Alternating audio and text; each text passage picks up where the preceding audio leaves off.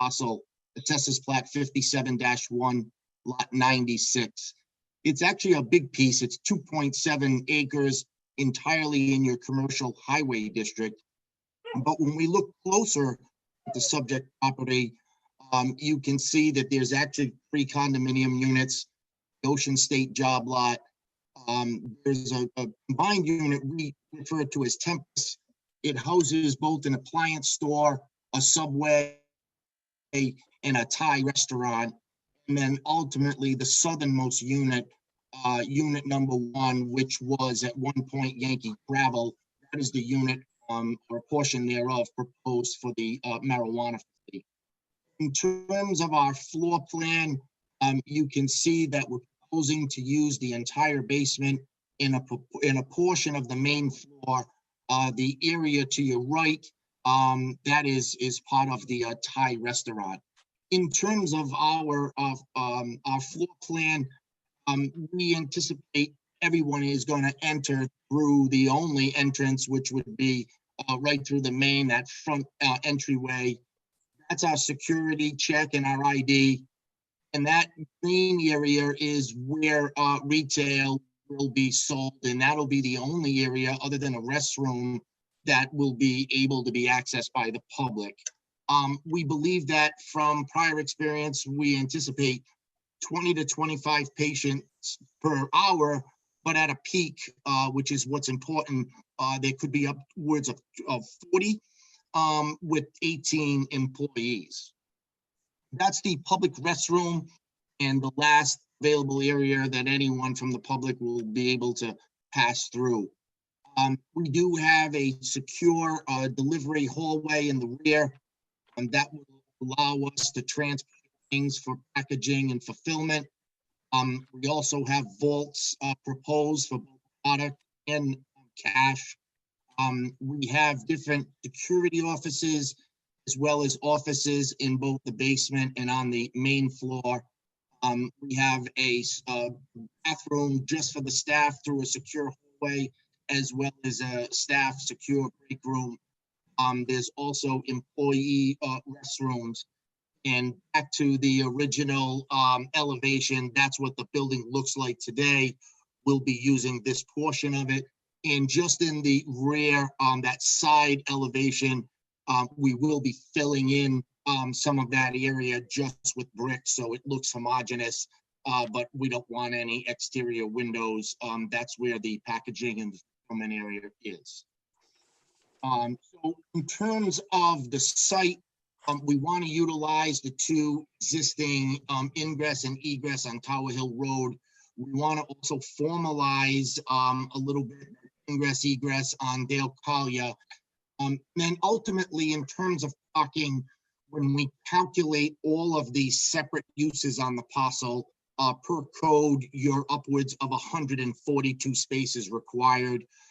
We have 30 additional spaces at 172, but we'd like to restripe this parking lot and therefore come into compliance with the number of ADA spaces that are required by code. And so we'll lose a couple of spaces for striping, but it will be in compliance with in terms of parking. We're also proposing a crosswalk right to our front entrance for pedestrians, as well as a striping for the dedicated loading space in the rear. In terms of sewer, we plan on utilizing the existing sewer. We had just solicited this from John Schock a couple of weeks ago. We understand that this is not any type of permit. We just wanted the board to feel comfortable that we do have sewer service, and he commented possibly pre-treatment is going to be required. We do have Suez water, domestic and fire protection. We do not plan on changing that.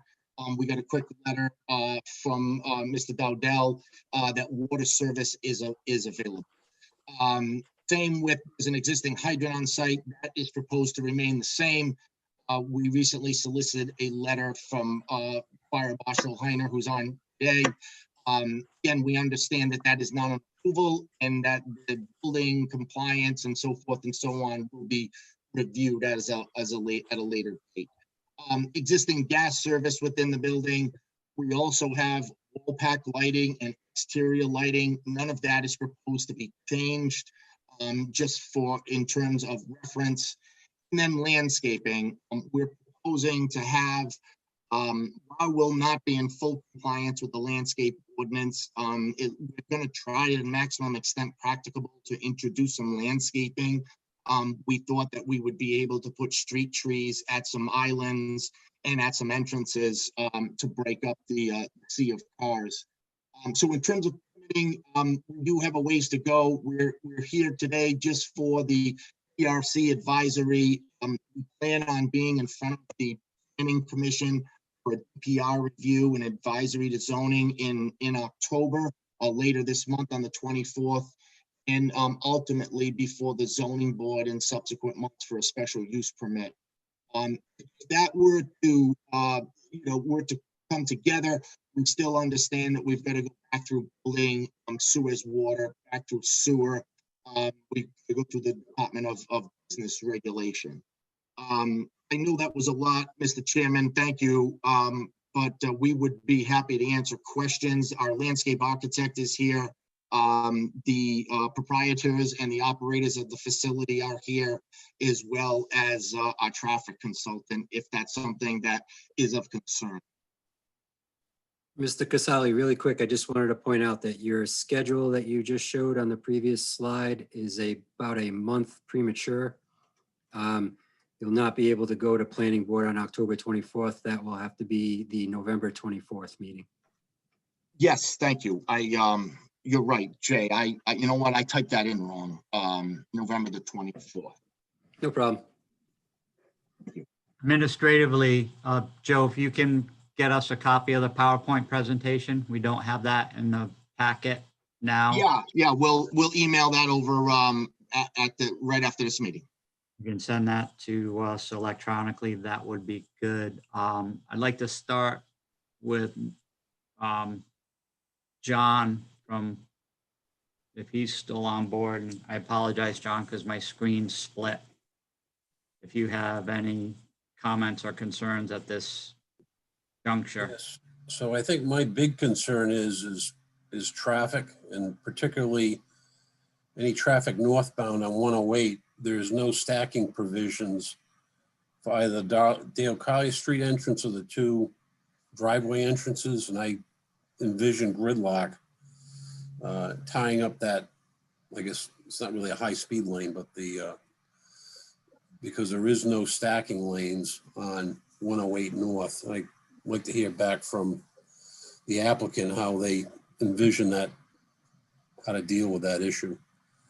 If I can just add to that, in the planning department, we had those similar concerns primarily because the two left-hand turning movements on Kingstown Road are not optimal because they directly head into a parking bay.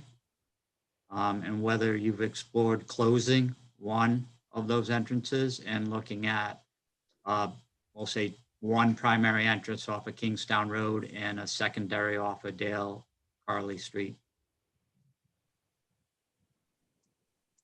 We have not explored that, but it's something, if the community has concerns, we certainly will look into it. Okay, Yeah, thank you. That was one thing I was going to bring up. That's Dale Collier Street is pretty busy. People in and out of CVS, people cutting through to go to Citizens Bank, and the entrances from CVS and to that shopping center are offset from each other. And if you're going to re-landscape that spot, I'm wondering if we could line that up a little better. What do you think about that, John? Would that make sense? Yeah, I mean, the intersections aren't very close together, that's for sure. I'm just looking at GIS while we speak here. I mean, to line those up would be a significant challenge. Okay. Well, this is Paul Bannon. John, what would you try to line up? No, I think the suggestion was made, can you line up Dale Collier Street with the Dale Collier Driftway across on the east side of Kingston Road? I was talking about with CVS, the entrance there on Dale Collier. It's just kind of opposite to the shopping center entrance. Yeah, well, we wouldn't want to move our driveway closer to the intersection. We're centrally located on Dahlia Collier, away Mm. from any stacking for turning onto Kingstown or onto Holly. So we're at a better location on Dale Collier for unimpeded access. Yeah. It's just that entrance there is, it does have a divider, but it's people walking across there. It is, Well, It we've is tricky. recommended cleaning that up as part of our study. Those parking spaces that are on Dale Collier are on town property. They're essentially on-street parking. We've recommended that a couple of the angle parking spaces adjacent to the driveway be either reconfigured or removed, just to clean up the driveway for sight distances for people and for vehicles turning in and out of there. You know, it's been a low turnover plaza. It's a big plaza with lots of parking, so we don't see that as an issue. And as Joe indicated, we don't anticipate high volumes of traffic associated with this business once the 9 centers are up and operating. This property itself in the commercial district offers many points of access and egress, whether off of Holly, Dale Collier, or Kingstown Road. So we don't see any concentration of traffic or congestion, especially on a 4-lane road that allows cars that are through traffic to go around any turning traffic. As Joe indicated, we can look at the multiple points of access on Kingstown Road. But again, it's a multi-unit plaza. There's more than one entity that's involved. So it can be explored, but it's not just a single owner. Okay, we can take care of that. But, you know, the plaza was put in a long time ago as Benny's, and that's what they put in. So we would have to review that with the other owners and the DOT to see if a condensed main access on 108 was desirable. A question I have, Jamie Rabbit. Since it is a condo development, you are proposing to seal the pavement and in essence restripe 80% of the parking in front of the 3 units. Do you have permission to do that right now? I couldn't speak to that, but I would say that as a benefit versus a driveway closure, which would be impactful to the other potential tenants. I see that what we're doing is a maintenance and enhancement to the plaza versus a change in access. well, there is very little landscaping there, so any landscaping would be an Yeah. improvement. Yeah. John, do you have anything else, or is that your primary concern? Yeah, I mean, not to be redundant, I think northbound 108 traffic trying to access that property is the issue. And I don't know how you're gonna solve it. Well, John, there's more than one driveway. I Make understand, that Paul, movement. but You none have of Dale those, Collier, you have 2 driveways and School Street. none of those driveway entrances have a stacking lane on 108. You don't need, you have a 4-lane road, John.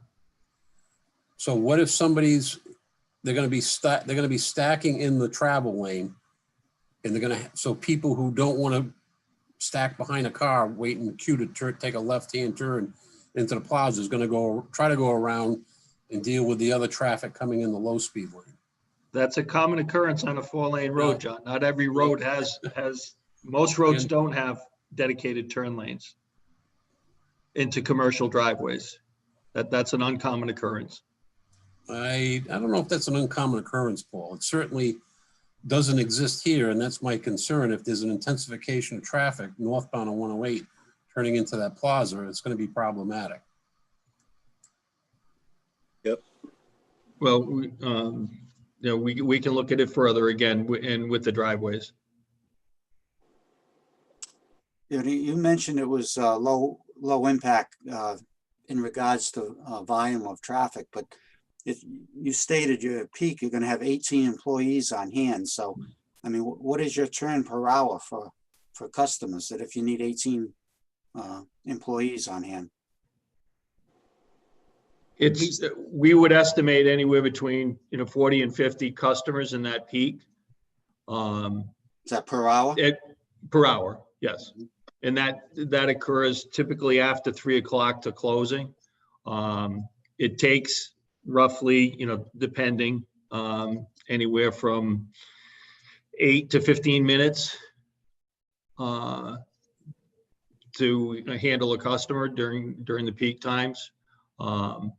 So, that's why you need multiple employees, and it's not just counter space. It's they're doing multiple things within the business during the daytime hours. So you may have 10 customer counters open, so you'd be able to handle 10 customers or more at a time at any one time, as opposed to just having going to the pharmacy and you have 2 cashiers. That's not what this how these facilities operate. As we look back to the 2 businesses that occupied that single building before, that is a significant intensification of the property, and it is a concern. No, I'm not suggesting it. I'm just a relative volume. I'm just suggesting an overall hourly volume, which is not a high volume. Who just asked that question, please? David Flanders. David, could we have staff address this matter with the applicant, and then if you don't mind, I'll allow you to speak. Sure. Sorry, again, I have a limited screen with regards to who's speaking, so. No, that's fine. Thank you, David. Jamie, do you have anything on the zoning side right now? No, I see the additional ADA spaces. Just a little concern as to the location in that people turning in off Dale Carlia Street, and the location of those spaces in the crosswalk. But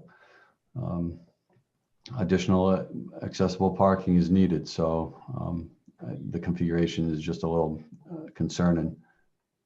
Well, by code, the spaces have to be located closest to the entrance, and they have to be interdispersed. So, if someone were to be pulling in off of Dale Collier and entering our facility, it would be difficult to, and in that northernmost space, but by code, by the ADA definition, we need to locate those spaces to be the spaces closest to the entrance. Not to further reduce parking, what you commonly see is shared utilization of the stripe space in between them, which allowed us to craft in the 6 spaces with only a loss of 3 spaces. So I don't know that there's much leeway to move them around if they're not in compliance with that federal code. Yeah, I mean, yeah, other than relocating them up against the building, and with it's the locations that are on the proposed plan are as close as you're going to get, like you said, with the way the configuration is. Yes. Yeah, because that area we've also striped to the south of the 2 units. That's the fire lane. That's where the FDC connections are. So we wouldn't want the most vulnerable people that close to the building in an. Agreed. So we got John, Steve. I've got one other thing as it relates to zoning. The zoning ordinance requires that the loading area be 12 feet in width and 60 feet in length. How that shakes out, I do understand that this business probably utilizes smaller vehicles, but that is a standard that we've held other applications to. So in order to address that, you may need to request a waiver. It would be a variance because, That would be a variance. correct. Can it be done in the back, Joe? Well, I mean, we'll have to provide a loading area, right? That's, for something that large and not be able, maybe not utilize it. Because that dimensional variance combined with the special use permit kicks this up to Newton and out. Yeah, that would not be allowed in South Kingstown, combination of both. Exactly. And so, John, we're now proposing something for, you wanted to see that code requires a loading space to be 60 feet. 12 by 60. Right. And the one for the Ocean State job lot does not suffice. The one at the northernmost part of the building, I can see from our site plan, it looks like there's a WB-40 truck in there. Dude, what's the size of the, what's the gross leasable floor area of the entire building collectively? I believe we are approximately,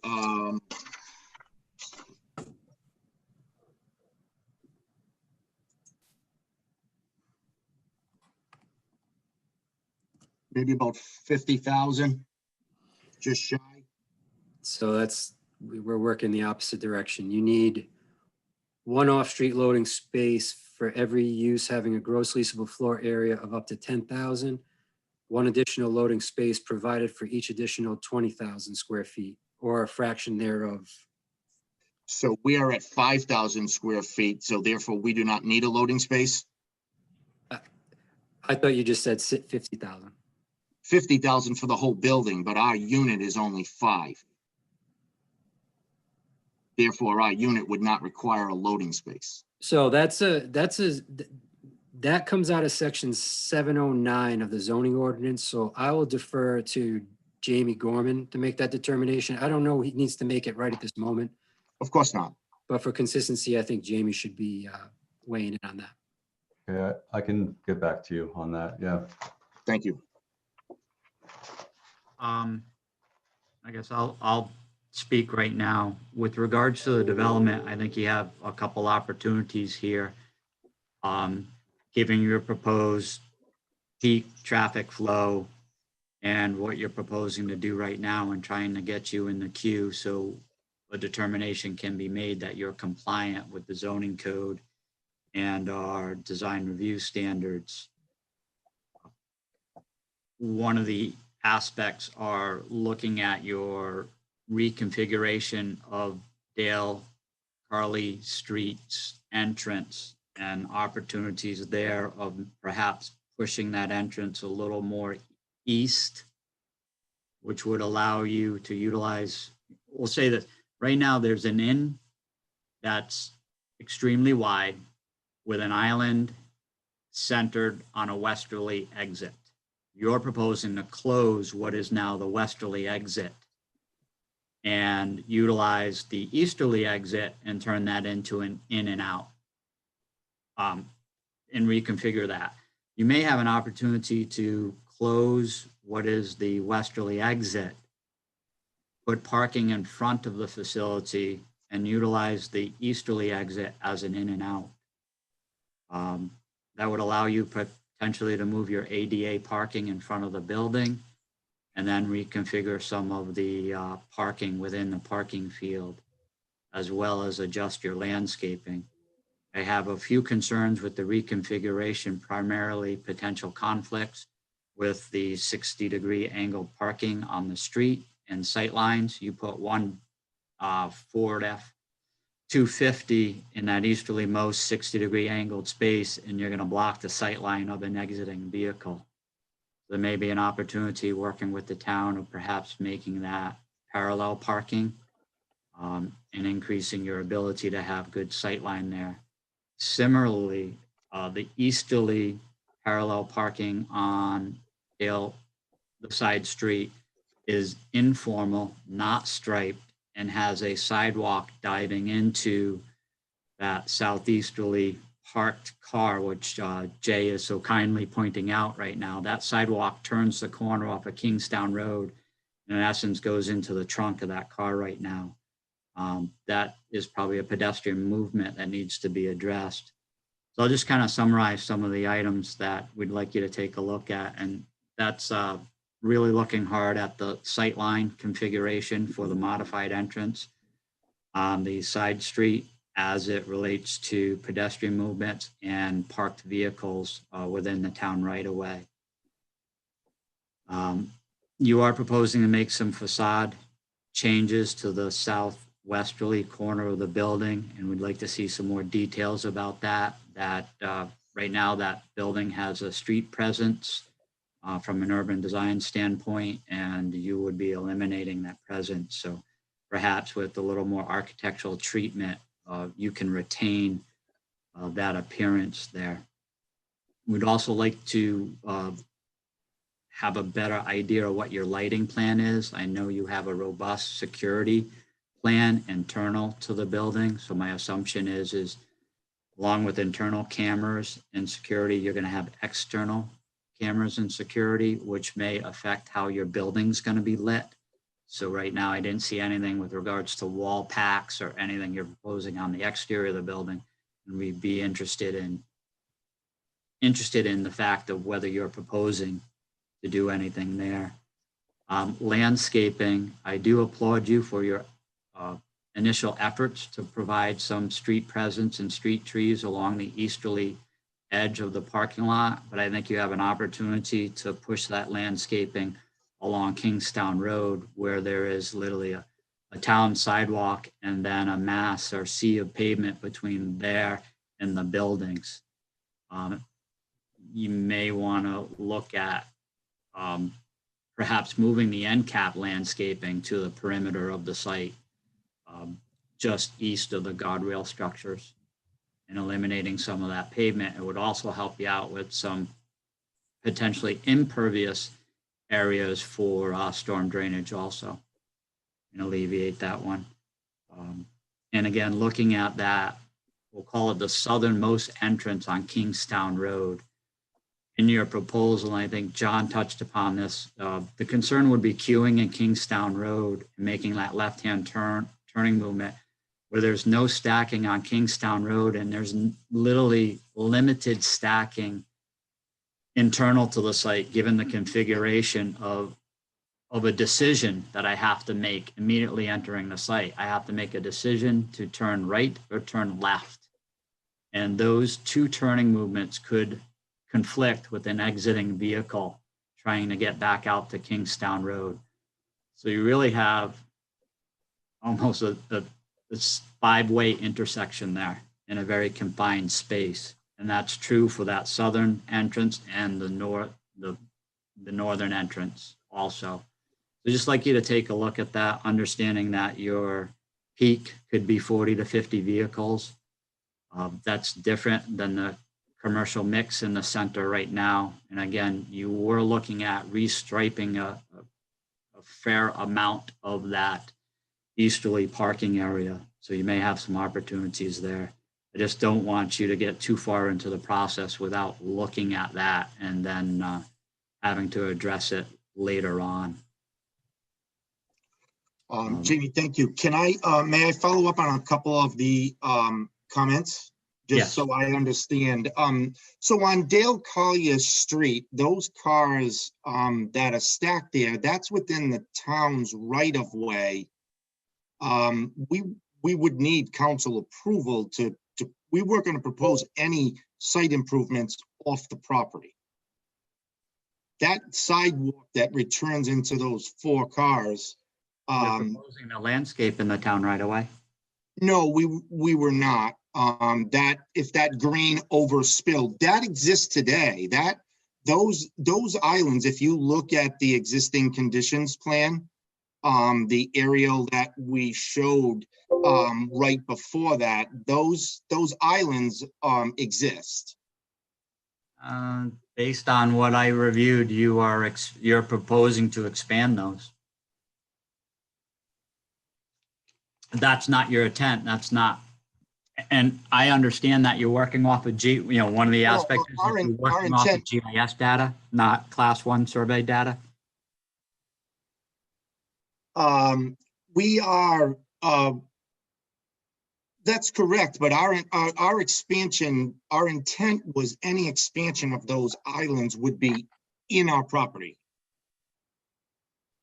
Oh, you're showing them off your property.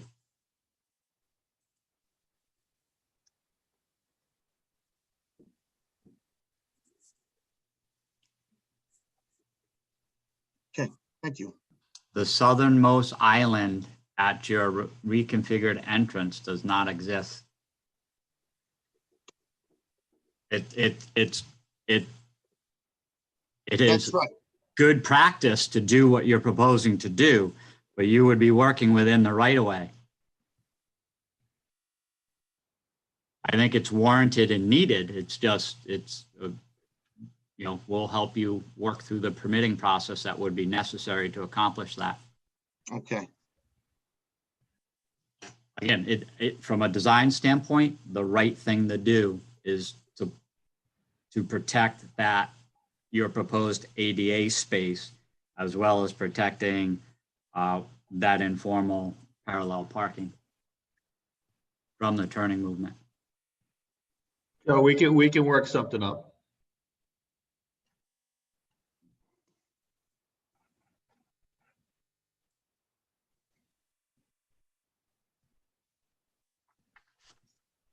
I just want to add, since we were touching on, this is Jay Parker. I just want to add, since we were touched on landscaping. This property would be subject to the landscape requirements outlined in the subdivision regulations, which requires building landscaping, interior landscaping, perimeter landscaping, street landscaping. If the intent is not to meet those standards, it will require a waiver from the planning board, and will also require that the development plan review with the planning board be held as a public hearing.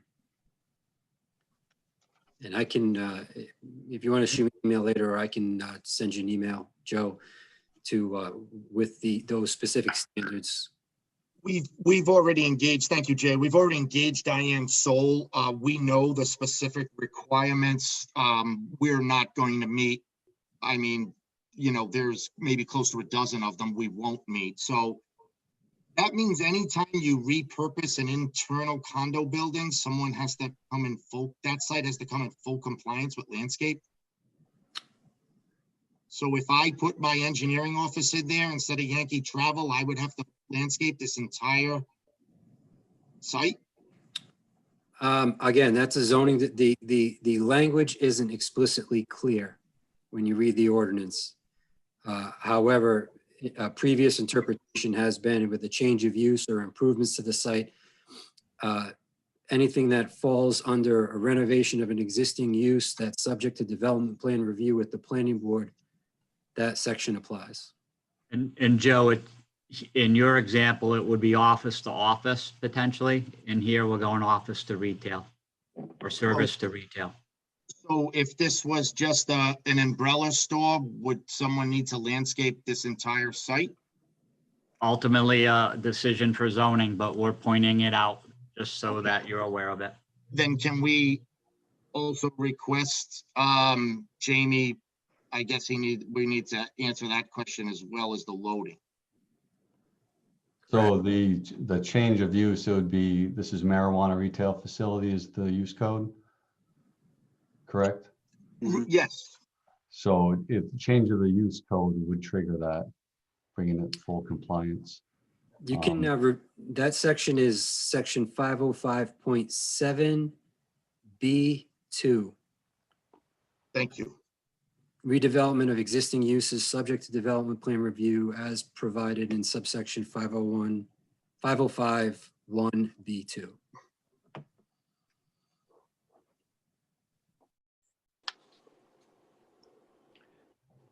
And relative to the second loading facility or the loading space. Yeah, so I'm reading 707A, at least one off-street loading space shall be provided and maintained on the same lot, every use having a gross leasable area of up to 10,000 square feet. Yeah, it does say every use, so Now, do we have to comply with all of the zoning, all of the loading spaces? Or I'm just not reading. ours? I'm reading that, seeing that it being 5,000 square feet and under the 10,000, that use wouldn't have to comply with the additional loading space. Okay.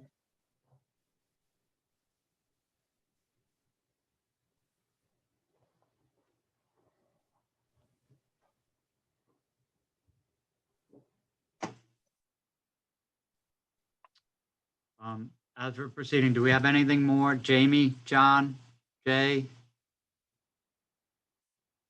No. Union Fire? Chris, Yeah, Jamie, I have one thing. The loading area is showing 24 feet. That's directly where the exit door comes out from the back and from the basement. So they're gonna have to take that into consideration. They can't have the full 24 feet of parking with an exit door there. They're infilling where the ability to come out of that building before on the side of the building. So they're Yes. infilling that with brick. So the door would lead directly into that loading area. And it's probably a 36-inch door at least, so. you have to Fair. take that into consideration. All right, fair enough. Can you hear us? Excuse me? Hello? Yes, we can hear you. Yes, Ed and I can't seem to get the screen up, but we're here. Hi, this is Ed. I'm sorry. Hi, this is Ed. Just a quick question. Since South Kingstown didn't adopt a blanket ordinance in regards to the enabling legislation to address Newton, and you did it limited, just the setbacks. My only question would be now that because we can't meet the requirements for the off-street loading, we're kicking this to a use variance, which means loss of all beneficial use. So I guess my only question is, seeing as that redevelopment of sites that have many pre-existing conditions would be impractical, is that how the town has been handling in the past when you're redeveloping a site, trying to improve conditions that you simply can't meet all of them, that you kick it to a use variance? I'm just trying to get a grasp of that, that's all. Well, I think it's moot, Ed, because the zoning official just stated no loading spaces required for. Oh, okay, I'm our sorry. use. I'm sorry, I thought it was up Am to I the- correct in saying that? Correct. Okay, We missed that. We couldn't hear yeah, I that. thought it was saying I'm up to sorry. the 10,000. I Okay, struggle with technology myself. I'm sorry, yeah, we're having a bad time here. Yeah. And, real and bad. secondly, as we are trying to work through this, as Joe has stated, and Diane's been working on it, and we're trying to improve the site as feasibly as possible to meet all your requirements. I've done other projects in South Kingston, so I know what the desires of the town are to capture these sites through the DPR process and improve on old conditions when, let's face it, the Wild West cared little for these types of things, and I can appreciate that. But so a lot of these can be treated as waivers through the planning board process, which is a good thing. And as Jamie, as you mentioned, we also are dealing with the condo association, so we're trying our best to improve the sites. But so hopefully we can treat a lot of these as waivers as we try to improve on these conditions. So Ed, our goal ultimately is you're doing enough to warrant the waiver. understood. And it's probably just a second set of eyes or a meeting between your design team and our department and engineering as well as zoning to determine, what's best regulatory on this site to get you through the process. We're not here as a roadblock. Amy, the town engineer is not here today. Will he forward additional comments or can we expect any? Rich he did jump on board for a little bit. He's muted, but Rich, you have Yeah, anything? no, so I jumped on, but yeah, if I have any additional things, I'll forward comments. Were you thinking about, can you hear me, Joe? Yes, I can. Yes. Were you thinking about doing any sort of retro water quality treatment or anything like that here? So, we looked at the soils and it's only urban. I don't know that we have many opportunities, but maybe in those landscape areas, we can try to capture a first flush and see if we can infiltrate some of the water before it hits the state highway. The contours tell me everything is moving in a northerly direction, left to right on the screen. And that's just where those landscape areas are. So I don't know that we can catch the water quality volume in such a small area, but we can try to do the maximum extent practicable. Yeah, I mean, actually, that would be perfect if you could do, again, just like you said, maximum extent practicable. That helps us. We've slated some of these sites as being places to help out on Indian Run and the tributaries, and so it'd be just good to get something as much as you can do. We understand that we're not asking for any stormwater treatment beyond again, water quality, but what's practicable. So thank you. Yep, I think we have opportunity to do that. Are you planning any outdoor storage or refuge? No, we are not. I don't think the DBR allows any of the outdoor storage and refuse. That would all be secure within the building. Okay, I just wanted to point out that would have to be shown on the landscape plan, and it would have to be fenced. Yeah, there is some outdoor storage and refuse for other tenants. We were going to leave that as is. I have one. Sorry, Jake. I have one question, and it's merely just a question. I saw in your slides, Joe, that you had has a substantial packaging area. And does DBR allow for packaging? I was under the impression that the product would come prepackaged and it would only be necessarily sold there and not packaged. Am I incorrect in that? I don't know enough to speak on that. I believe that when we say fulfillment, we're not packaging or making anything on site. It's just the normal breaking down and then putting it on the shelf. But we do have Diane or Christine. Can you speak to any of that in our fulfillment area? What specifically will be happening? Joe, I think we lost them. All right. It's not necessarily imperative at this time. I seem to recall that the goods that would be sold are prepackaged. So, I mean, I guess it comes down to a determination of what is packaged. Do you receive in bulk and then break them down into smaller packages if that's? Yeah, I will follow up with that. Patrick Casey's on the line. I don't know if he can hear me, if he wanted to jump in on the operations. Here we go. Yeah, okay. Thank you. Can you hear me now? Yes, we can. I was trying to figure out how to work this thing, sorry. It's fun, isn't it? Speaking to my computer with nobody hearing. Yeah, it's not packaging insofar as there's raw material going into packaging. It's just that when it comes from the cultivators and all that, it will be in larger packages that contain the individual packages to be sold.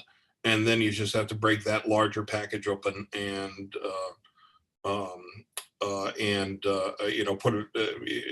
put it in a fulfillment center that is used to replenish whatever's sold out in front. So what you want to do is you don't want to have a lot of product out in front. You want to have enough to service a couple of customers. You want to have the majority of the product in secure rooms and back. Gotcha. Thank you. Anything additional from TRC members? If not, I'd like to see if Mr. Flanders has anything up. Amy, would it be prudent to have a letter from the condo association saying that they're okay with these improvements that we made? That would not be a bad suggestion. I'll have council weigh on that. Amy, council just Only requested. because if we granted them their development plan review and then the association said they don't want this work done, could be an issue. Yeah, that'd be on the association though, not us, Steve. So, Christine? Yes, we will most definitely look into the other condo unit owners. Of course, we have the consent of the owner here, and he signed off on the application, but we'll have to pursue these questions with the other unit owners and let you know as soon as we can. The buildings are condoed in the units and the parking lots and an HOA? I'm not Or 100%. Common management agreement or such? I I believe believe the building's a condo, and then there's one that is sublet as well. But we'll have to look into that HOA. Okay. Mr. Flanders? Yeah, I only wanted to add one other point about traffic density, and that being that when schools get up to running at full capacity, both the high school, University of Rhode Island, that their peak traffic is going to coincide almost identically with the peak traffic expected with the Compassion Center, right between 3 and 3:30 in the afternoon. So what we see now without, full school load, and what we see at a different time of day is going to be quite different what we see during Monday through Friday in the afternoon. My answer, this is Paul Bannon. We didn't say the peak was at 3 to 3:30. We said the peak occurs after 3, typically till closing. Sure. The high school is also going to be relocating. So, traffic is going to be different in this area around the school morning and afternoon peaks.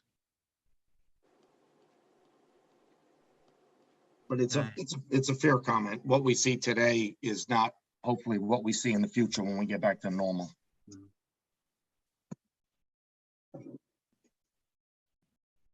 I will again attempt to summarize the concerns in order to move this along. We had both, the TRC had concerns with regard to parking, both internal and external, circulation as it relates to pedestrian and vehicular, both internal and external, primarily associated with access from Kingston Road and Dale Carley, landscaping modifications, any lighting modifications, storm drainage with regards to first flush, and then the consent of the legal vehicle of the center outside of the condo association for the building, but site specific for renovations to the parking fields and entrances. Did I miss anything? Just the exit door and the loading area conflict. We can add that, but I think that perhaps was resolved. Fair enough.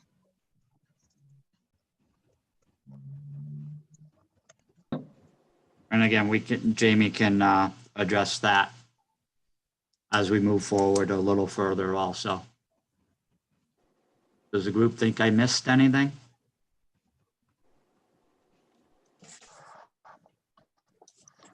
I would recommend moving this on with those concerns. So moved. Steve? I hear a second. Just a procedural question. So we're approving what? What stage are we approving with, I guess, further clarifications? I always struggle with moving projects forward when there's a lot of data that we still need to get back. Jay, do you want to weigh in on where we are? And we're still almost a month and 6 weeks from the next meeting. Sure. So first off, I just want to clarify that we have not completed the review for completeness on this project yet. Obviously, that completeness will dictate when it's ready for a planning board agenda. There are, I'm sure the applicant's aware, there's a development plan review checklist with a number of required items that are required. So we will be taking a look at that in the next, probably by the end of the week, and have a response out to the applicant as to how the application stands. This is a development plan review application that requires an advisory to the zoning board from the planning board.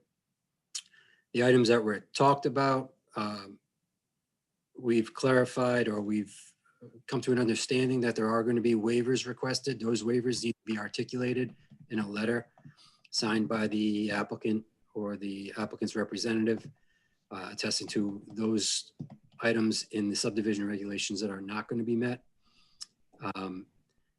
This recommendation gets put forward to the planning board. We provide the recommendation to the applicant to be prepared to address some of these items potentially prior to getting to the planning board and having the discussion with the board. So I guess I'm still struggling. Are we recommending or are we just memorializing the open items? If we're memorializing open items, I have no qualm with that. If we're recommending, that's where I struggle with. What are we recommending? Well, if it's not deemed complete yet, then we just be pointing out the issues at hand then. Ms. Mack is in the audience and she's raised her hand and wants to provide some information. Should I allow her to talk, Mr. Chair? Yes. Maria, I think you're unmuted. Yes. Can you hear me? Good afternoon, Maria. Hi, thanks for giving me the opportunity to comment. Just kind of procedurally, given the amount of issues and complications with this site, as really noted by the TRC, generally when something of this nature comes before the TRC and is not complete, has so many concerns, we generally advise that it come back to the TRC before proceeding to the planning board. So just a thought from many years of observation. Just for clear, I asked for a motion, but I didn't ask for anyone to weigh in on a favorable vote. Right, I just meant that it should come back. I think it should come back to the TRC for further discussion. Complicated site. What is the pleasure of the members? I think John's brought up a valid point, as well as Maria. Mr. Damasi, as a member of the commission, would you feel more comfortable with a motion to table and have them back before us? I think it's the week of November 9th. Yes, based on like John Schock mentioned, that you can't move this forward, all these issues that are open.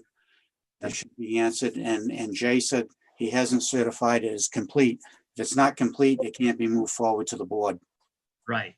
So again, we have that. We have the bullet points that you mentioned should be noted to the applicant that they have to be addressed and brought back to the TRC. And Jay, we would still have the opportunity to have them on the agenda on the 24th if everything was addressed. Potentially, yes. I just want to clarify, though, that the way the TRC system has worked in the past was that they didn't necessarily need to be complete to get an advisory from the TRC. There's been many applications that have come to the TRC, 5051B, received an advisory, and then became complete afterwards. So I think the issues at hand are certainly reasonable, but I think that one component of it is not necessarily something that should drive whether or not. What I'm hearing from the members is that they would feel more comfortable having it returned to them before they made that recommendation. Is that a good summation? Can I ask a question, Mr. Rabbit? Yeah, go ahead, Christine. I'm so sorry to interrupt, but I'm looking at the section 505 under the ordinance for performance standards, development plan review. And I'm looking at the section redevelopment of existing uses, which is under B2. And it states that to change the existing use within a building or upon a lot from one use code category to another use code category, this provision shall not apply to changes of use code category when the change of use occurs within a shopping center.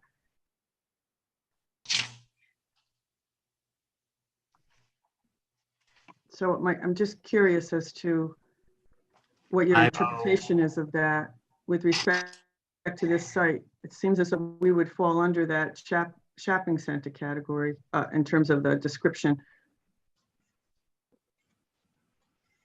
Can you give us that reference again? Yes, it is 505B. It's 505. It's 505.1. Oh, okay. 1B.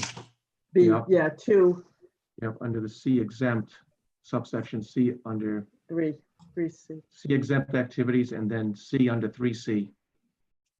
I'm sorry, Yeah, they are correct. And Yep. the definition of shopping center is a group of 3 or more stores or other commercial establishments in one or more buildings planned, developed, and managed as a single facility on one lot with off-street parking provided on that lot. So that would fall, this would be a shopping center. Yep. And according to this section, the provisions would not apply. This is Jay. I've read that before. I've read that previously, I should say. And I think it's further complicated by the fact that the special use permit requires an advisory from the planning board as part of the development plan review with the board. But I think the question that I have is the performance standards themselves, even though we know we're before you for the development plan review, unquestionably, it's just these performance standards. It seems to be making an exemption for these shopping centers when there's a change of use within one of the stores, one of the available space, I should say. Ed, did you want to say? yeah, something? we're not trying to use this to skirt the regulations. We understand that we're trying to improve on old conditions. We understand that. That's what the whole point of this is for DPR anyway, in any community. We're just looking at the degree of inability to meet these requirements. And I can also understand why then this language would exist, because you're going to have some situations where you're doing your best, but you're meeting a 5 or 10% improvement, and people saying, "Wow, you still have a 90% deficiency." I'm just throwing out theoretical numbers, and I think that's why this language exists too. Is because you got to provide some protection to pre-existing non-conforming situations. So I'm just saying that we're trying our best, but the degrees of waivers and the number of waivers are going to seem so outlandish that maybe this affords us some protection, so we can show that we're making improvements. And we're actually going above and beyond the call that what even the ordinance calls for. And that's really what we're trying to argue here. Right, but again, this is Jay. That determination on the waiver acceptability is made by the planning board. So all of that justification would be for the planning board to make. Even if we are deemed a part of a shopping center? Again, I think it's a play on words. It's not a perfect, the language of the ordinance doesn't bode well to that type of making an effective determination on what constitutes development plan review in this situation. You can't get the advisory from the planning board without going through development plan review. I guess you could argue it both ways, but I think in my eyes, the request for waivers, outlining the waivers, if the TRC said, "Hey, we want to see X, Y, and Z," and the applicant says, "No, we can't provide that, or we're not willing to provide that," that's a waiver request for the planning board then to determine if it's appropriate or not. I guess I'm just confused. I say this with all due respect, I truly do. And I understand that we most definitely have to be within the purview of the development plan review processes, but I'm just confused with respect to the performance standards themselves. and the applicability when they have that specific language in the code for the exemption of the change of use within the shopping centers. Because you'd be treating a new development in the same vein as you're treating a pre-existing situation where you couldn't possibly meet, right? So if this was either a piece of property that had never been improved, or a property where we're coming in, we say, we understand, and we're gonna revamp the whole property. We're tearing everything down, we're cleaning everything up so we can bring it into the standards. That's one situation. But you're treating the two scenarios in the same vein. So clearly this language provides some understanding that there's those situations where you couldn't possibly come and meet the standards, even though you're trying to make some improvements. I really think that's why that language exists. But if you're being treated in the same vein, it shouldn't be applicable in the same situation. They're two completely different scenarios. Well, Mr. Pimentel, you are changing, the use of the unit is changing.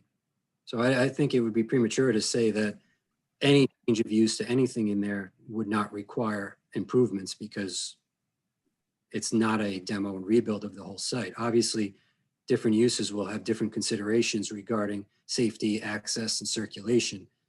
That's what this process is for. I understand, but that's what the language says. It says to change the existing use within a building or upon a lot from one use code to another. This provision shall not apply when you're talking about a shopping center, which we meet the definition. And all we're doing is changing the physical use within one of the tenancies. That's all we're doing. And by the way, we're not arguing with you saying we're going in and we're exempt and bye-bye. That's not what we're asking for. It's still part of the development plan review process. Right, because this falls under DPR. What we're saying is this is giving us some latitude to say we're making accommodations and improvements the best we can, but to apply them, carte blanche like you would a new development is just not appropriate given this protective language. Yeah, Ed, again, Jamie Rabbit, I think initially I stated that we understand it's the redevelopment and a new use within an existing shopping center. We're looking for your best effort to, in your modifications to the site, comply with the intent of the code, understanding that we're not looking for complete compliance as if you were building this center from scratch.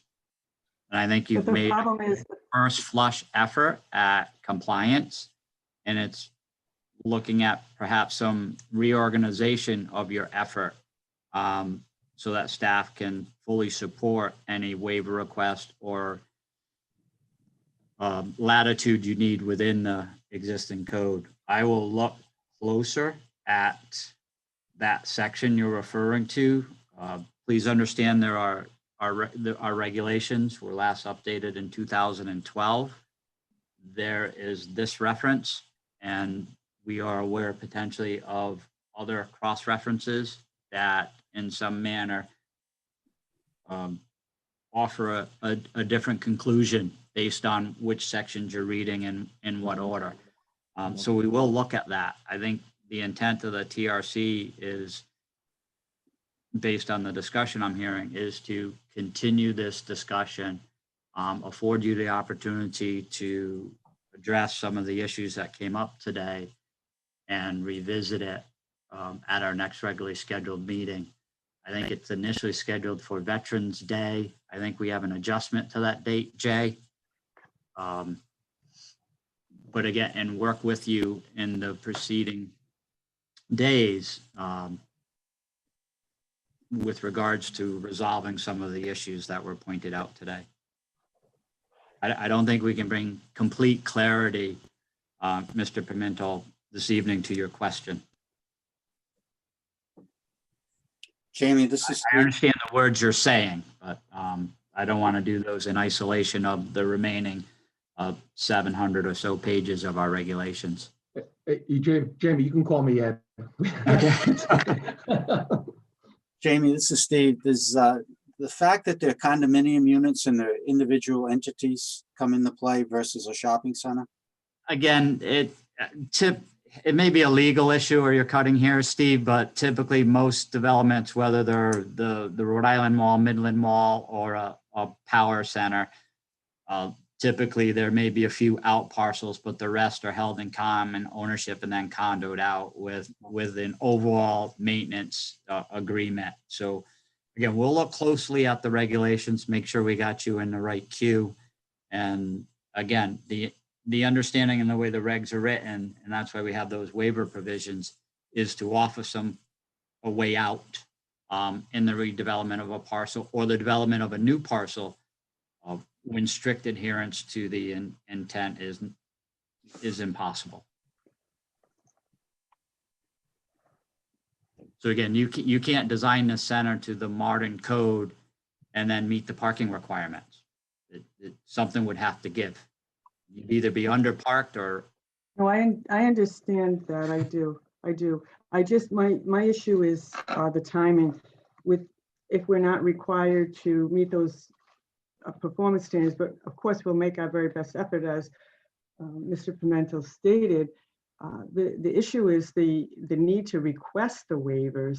That puts it into a different category altogether, because then we would have to go, as you noted, before the planning board. And because of the timeline, you know, that's my concern. If we're not legally obligated to do so, I just want to make sure that we're not being asked to do so. We'll look at that legal matter. Okay, thank you. I appreciate it. If that's the board's, if the board's in agreement. This is Jay. The best case scenario with what's been discussed thus far would be a submission of waivers that are going to be requested. Obviously getting to completeness with the application itself, returning to the TRC in November and doing the advertisements for the public hearing for the planning board on November 24th prior to the TRC meeting in November. So there would have to be some acknowledgement that we would have to advertise for the public hearing before we have the TRC meeting, and everyone would have to be comfortable with that. Mr. Parker, when is the zoning board scheduled in December? I'm not aware of that. Jamie, do you know? So the hearing date is December 16th, and then November 13th is the deadline to file. November 13th is the deadline, and what's the date again? I'm so sorry. December 16th is the hearing. Thank you. Yes. I mean, that's being optimistic. I mean, as a I planning understand. board as a planning board member, the issues that are at hand here, if they're not resolved before that first meeting, you're not going to get an approval that night. I know the feelings of most of the board members, and there's going to be a lot of concerns. We've had a lot of these parcels come in for this use, and so we know what we're looking at and what we expect. And again, if there's a lot of open issues, you're not going to get a hearing one night and get a decision that night. You're going to be continued until you can provide all that information. So all the information that you get cleared through the TRC first, you know, there's a greater chance that you'll make it through in one meeting. But again, to think you're going to make a December meeting of a zoning board is very optimistic at this point.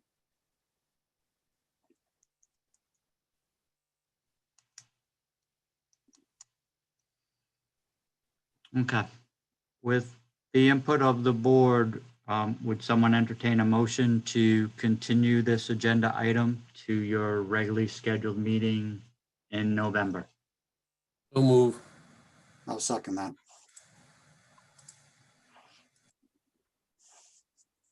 Any discussion?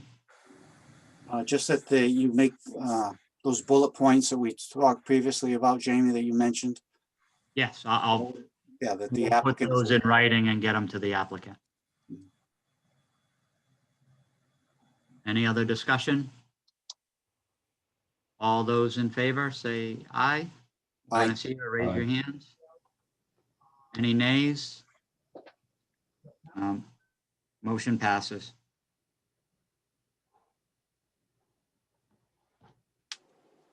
Thank you. Thank you all. See you on the 9th.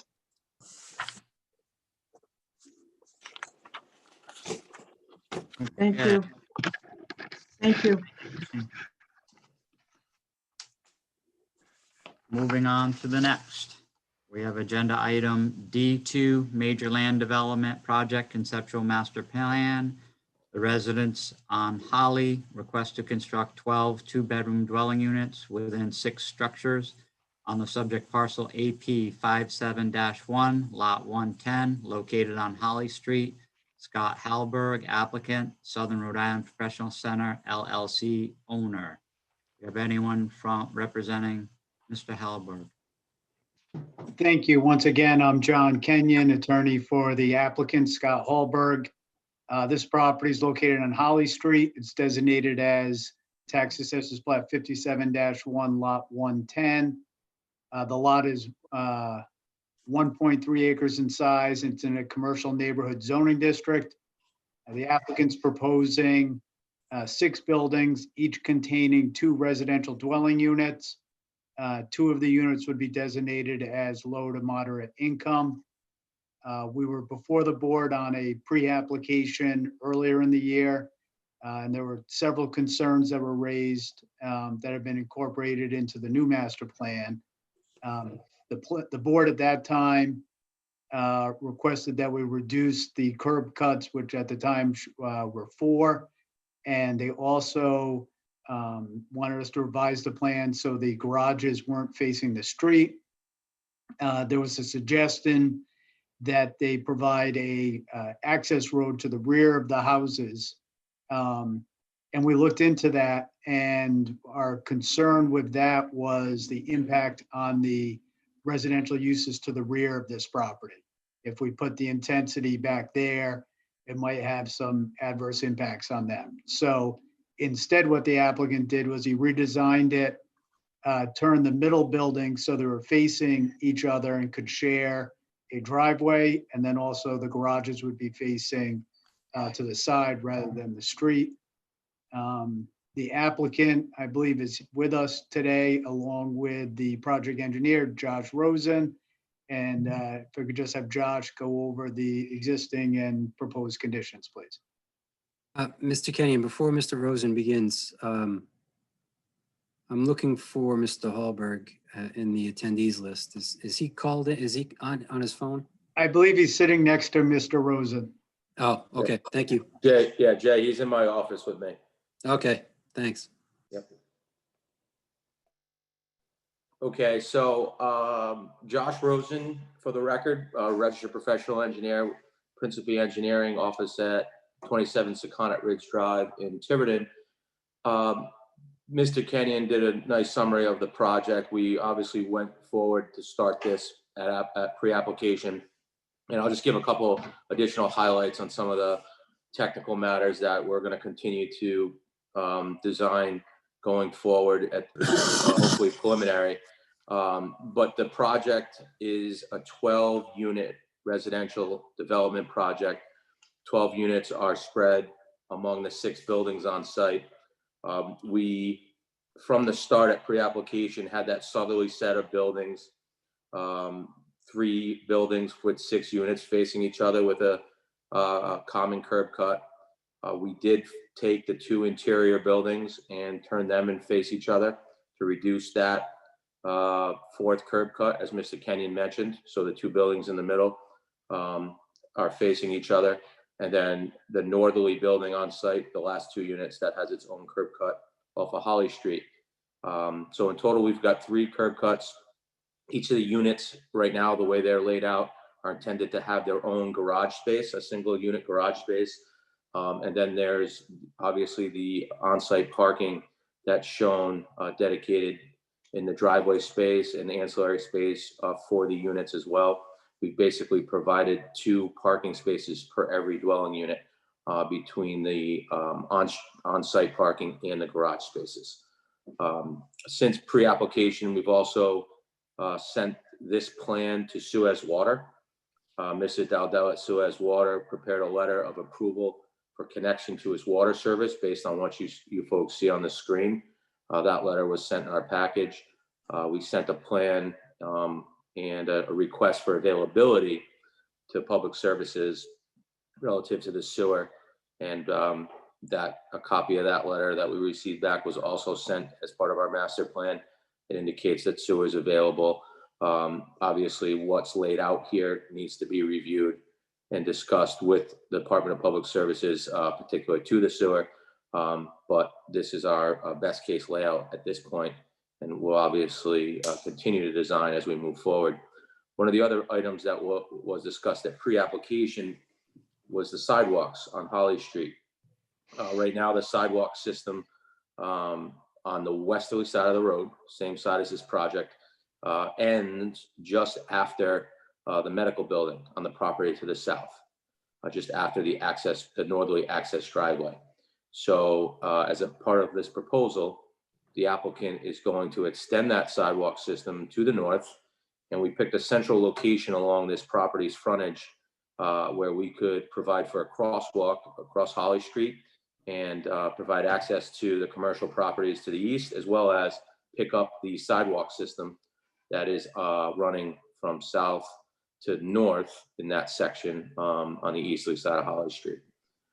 We provided a walking path for the northerly residents on this development parcel that would allow them to also access that same sidewalk system in Holly Street. Landscaping buffer would be provided at the rear of this property, adjacent to the residential uses. We've elected the 20-foot partial landscape screen. We'll develop a final landscape plan with the particular species of that vegetation and how that's going to be set up, as well as the area landscape around the buildings as we move forward.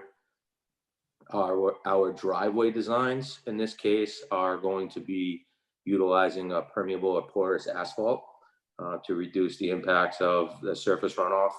We're going to select areas on site to mitigate the roof runoff via bioretention areas for stormwater management. So at this point, that is a pretty good summary of the elements of the technical design features within the parcel and adjacent to.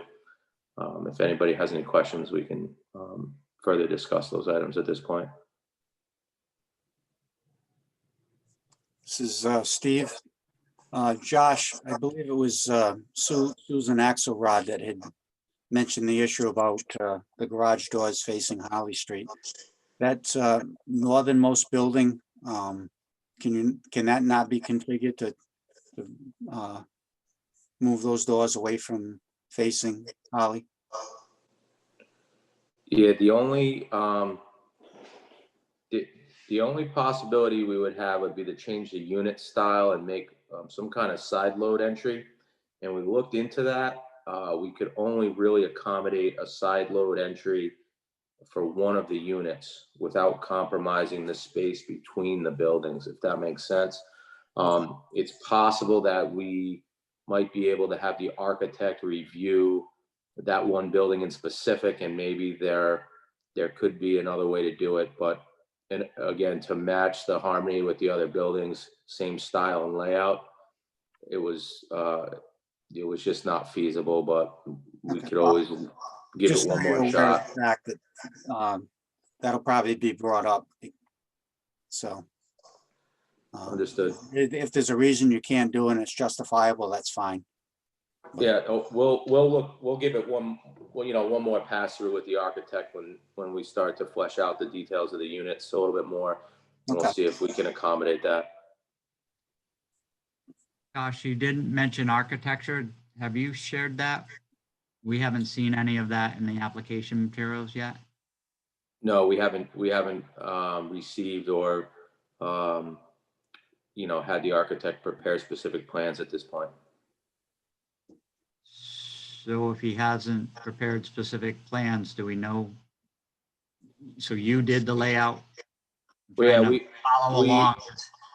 Yeah, we did. We asked, we talked at a discussion about typical footprints, size of units based on the layout that we have, the fact that we have these, 2-unit buildings, and, you gave some general configurations like the units you see here, but just the outside space and the walls. And we've had just some conversations at this point.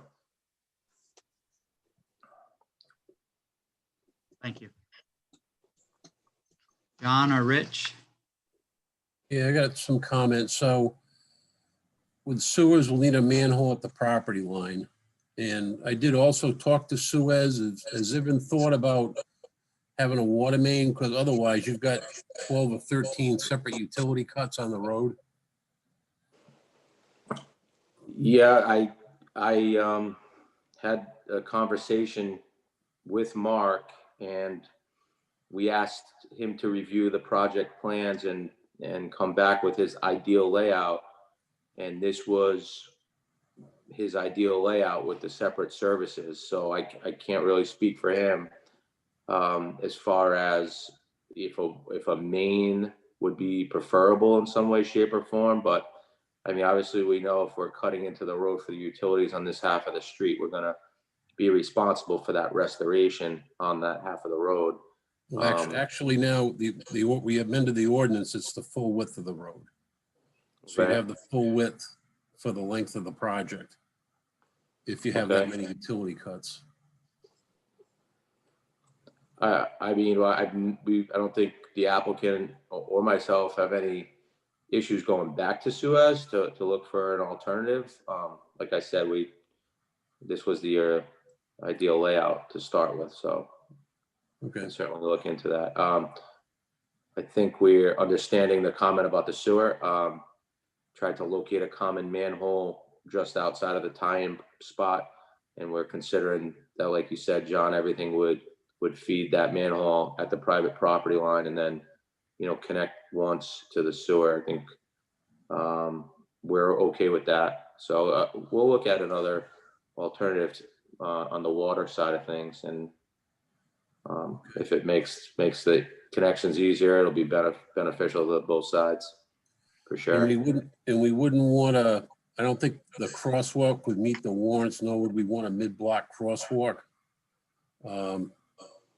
You know, the proposed sidewalks are fine, but we wouldn't want a crosswalk there. Okay, we'll eliminate the crosswalk.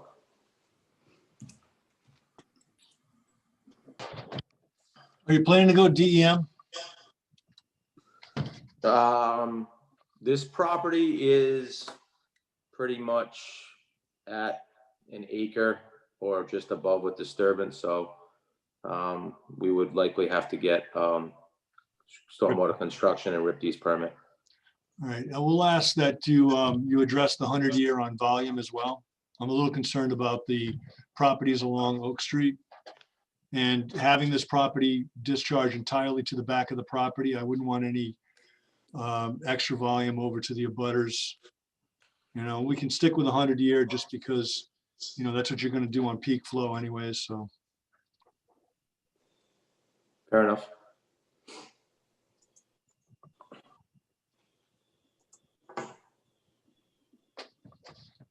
Josh, this is Chris. I'm looking at the plans. The closest fire hydrant is next to the fire station or at the corner of Main Street and Holly Street. Okay. You propose another, at least one hydrant in there. But is it on the same side of the road? What Yeah, side is the water? it's on the west side. On our side. Yeah, we could do that. Which end of the property would you prefer? Is there a preference? They have to be within 600 feet of the properties. The fire hydrant does. So it's going to depend on where you put it on there. The fire hydrant has to be within 600 feet of the closest point of the building. Oh, yeah. So the frontage is only 395 feet, I think. So we could put it anywhere along this property's frontage and meet that. Yeah, that's fine. Wherever you propose it, sure. As long as you can meet the 600 feet to the property Okay. line. Okay. A building, I'm sorry.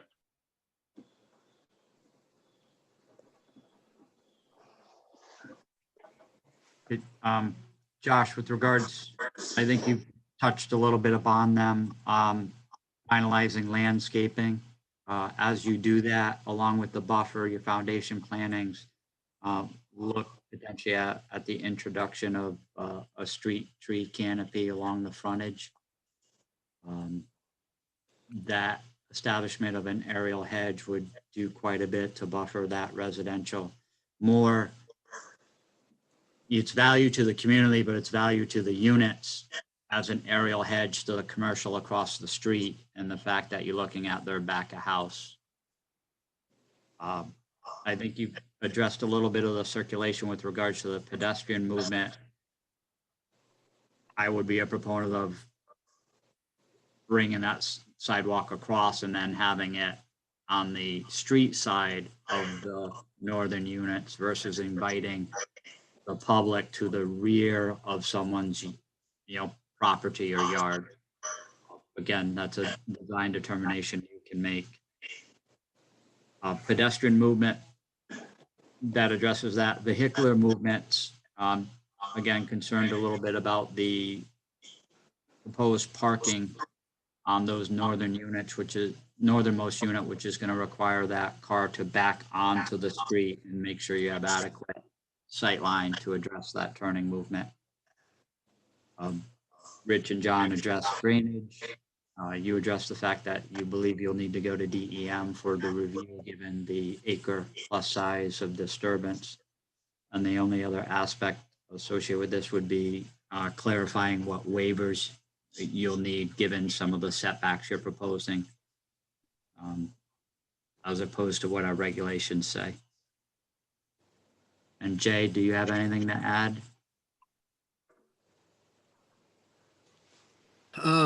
No, yes, I do. You said no first. I know. I didn't want to, I don't know, I was mistaken. As I had spoken with Scott a couple months ago, this project would be considered a multi-household land development project. As such, there's a number of standards in the subdivision regulations that apply, including walkways, parking lots, distance between buildings on the lot, open space requirements such as that. I know Mr. Rosen indicated in his narrative that no waivers were being requested at this time, but those standards will need to be addressed. And if there are any waivers that are going to be required, they'll need to be provided in a letter format signed by the applicant.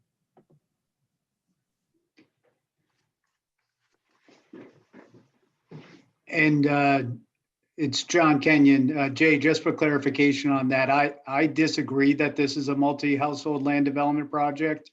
I don't believe that those standards apply to this type of development, since we're talking a maximum of 2 units. So we'll have to probably discuss that with the town solicitor and get a reading on that. Understood. Okay.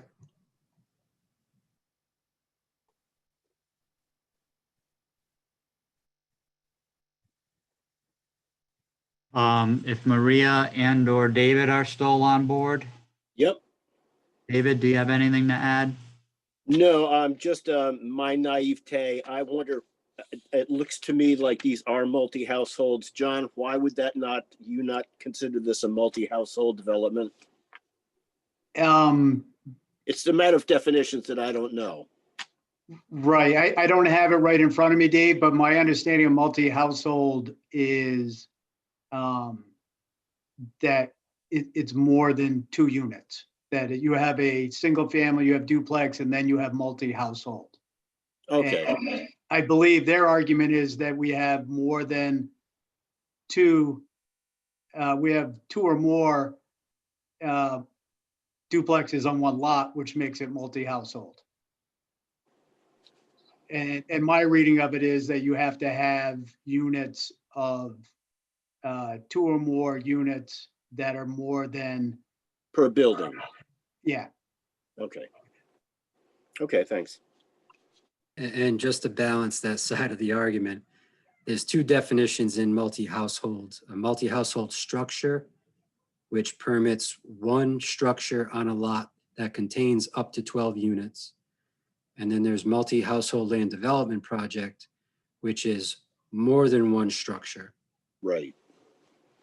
So I'm alluding, otherwise I can't really find a home for it. Use. Yep. Pun intended.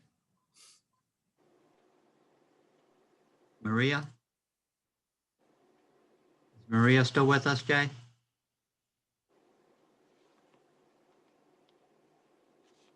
Hello? Hi, sorry, I missed that question. Maria, do you have anything to add? Not at this point. I think you should continue to try to get some of the architectural plans so that we could have a look at them, because I think that would help us as we move through the process. I agree with you.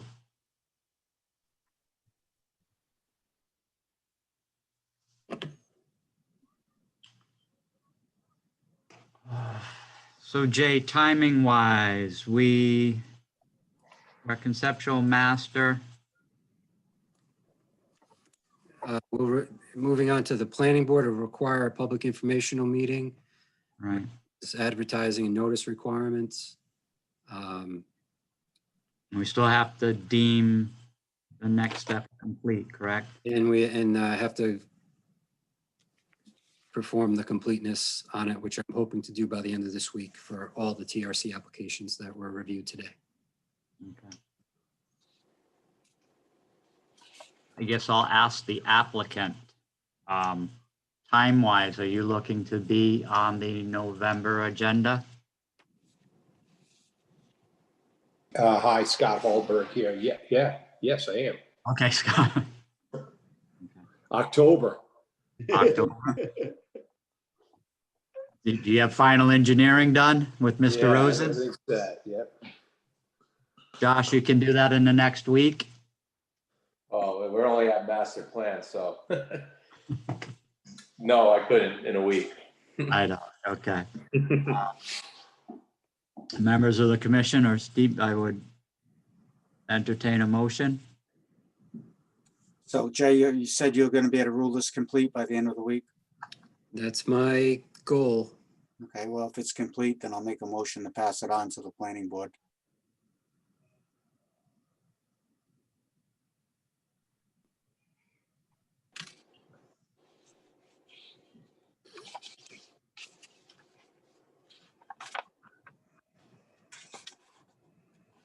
Steve, is that motion subject to The points that were completeness raised. by the Yeah. planning department? Yep. Be the water issue, the location of the fire hydrant. No crosswalk.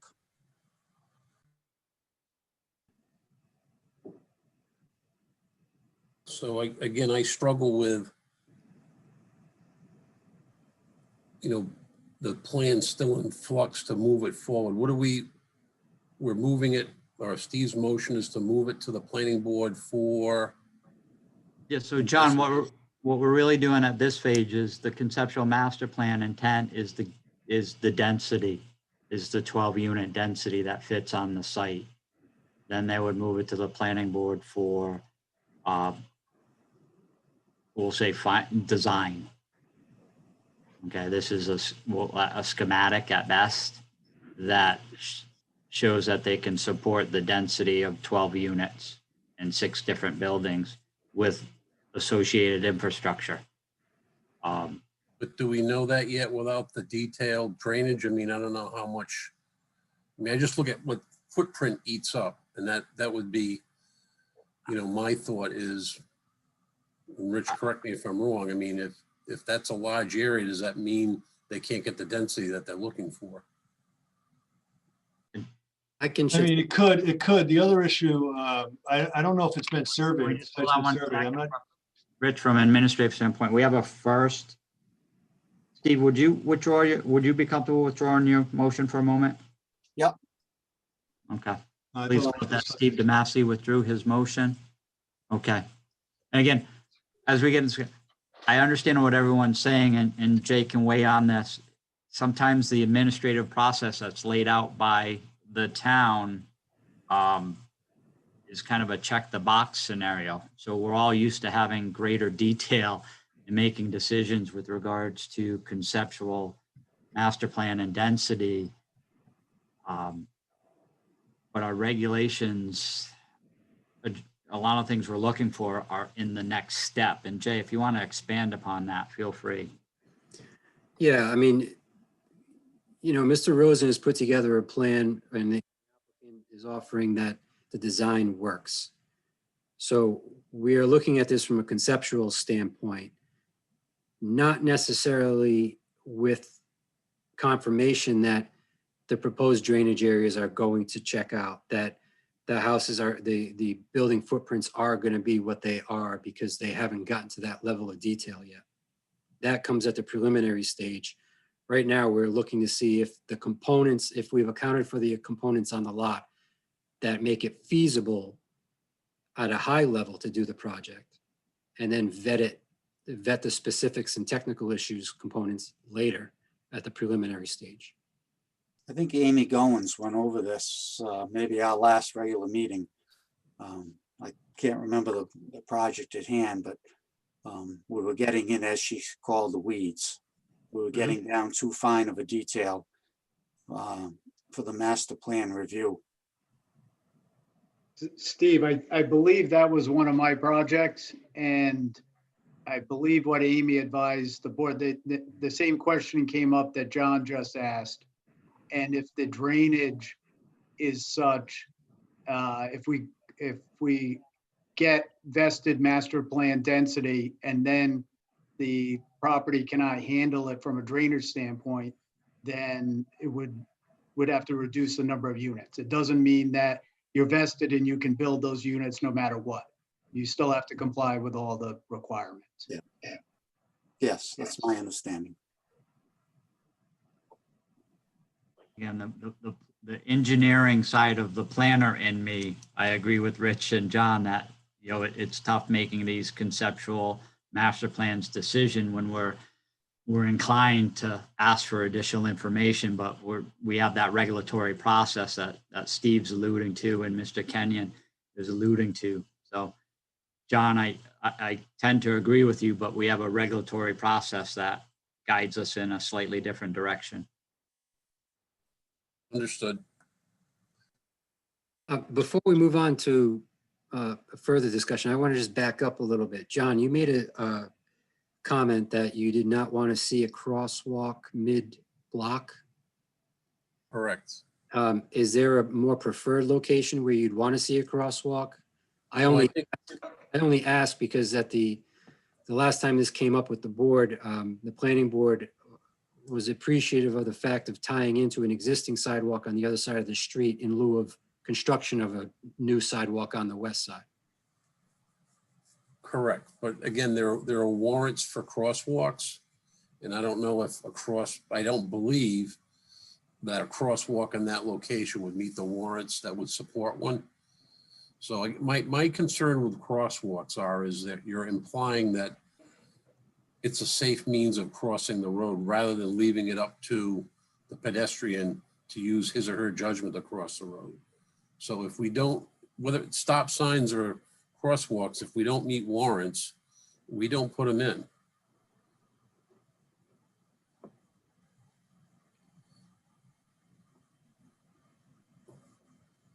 Okay.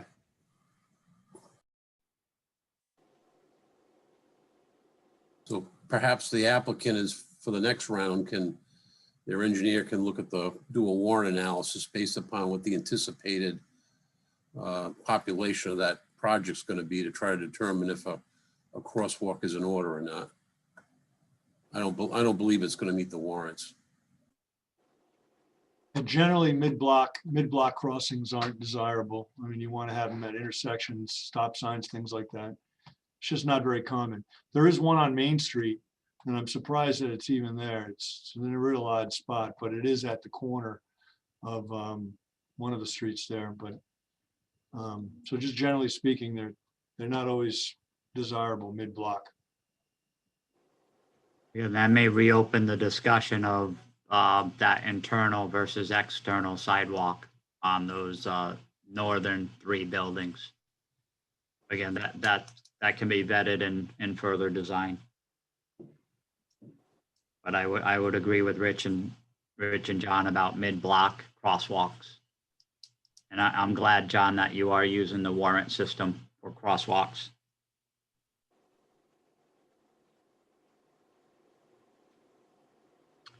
So with any additional discussion, or Mr. Damasi, would you like to make a motion? Yes, I'll reiterate my previous motion.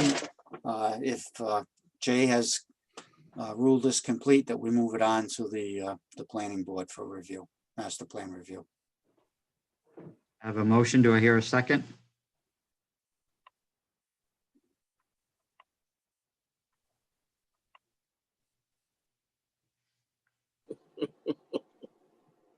I hear silence.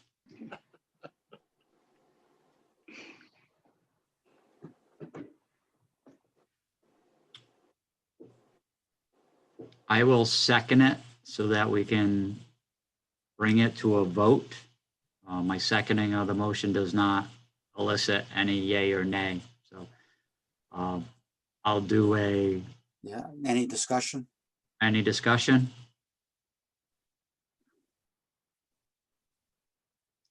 I'll do a roll.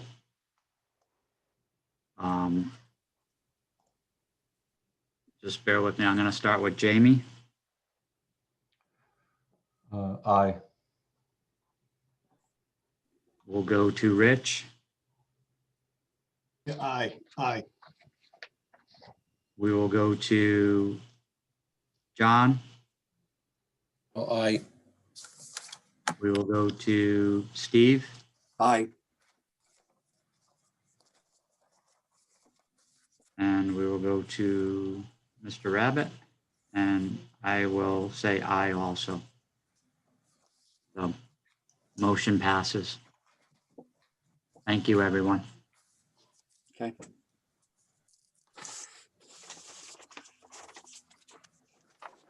That brings us to our final agenda item.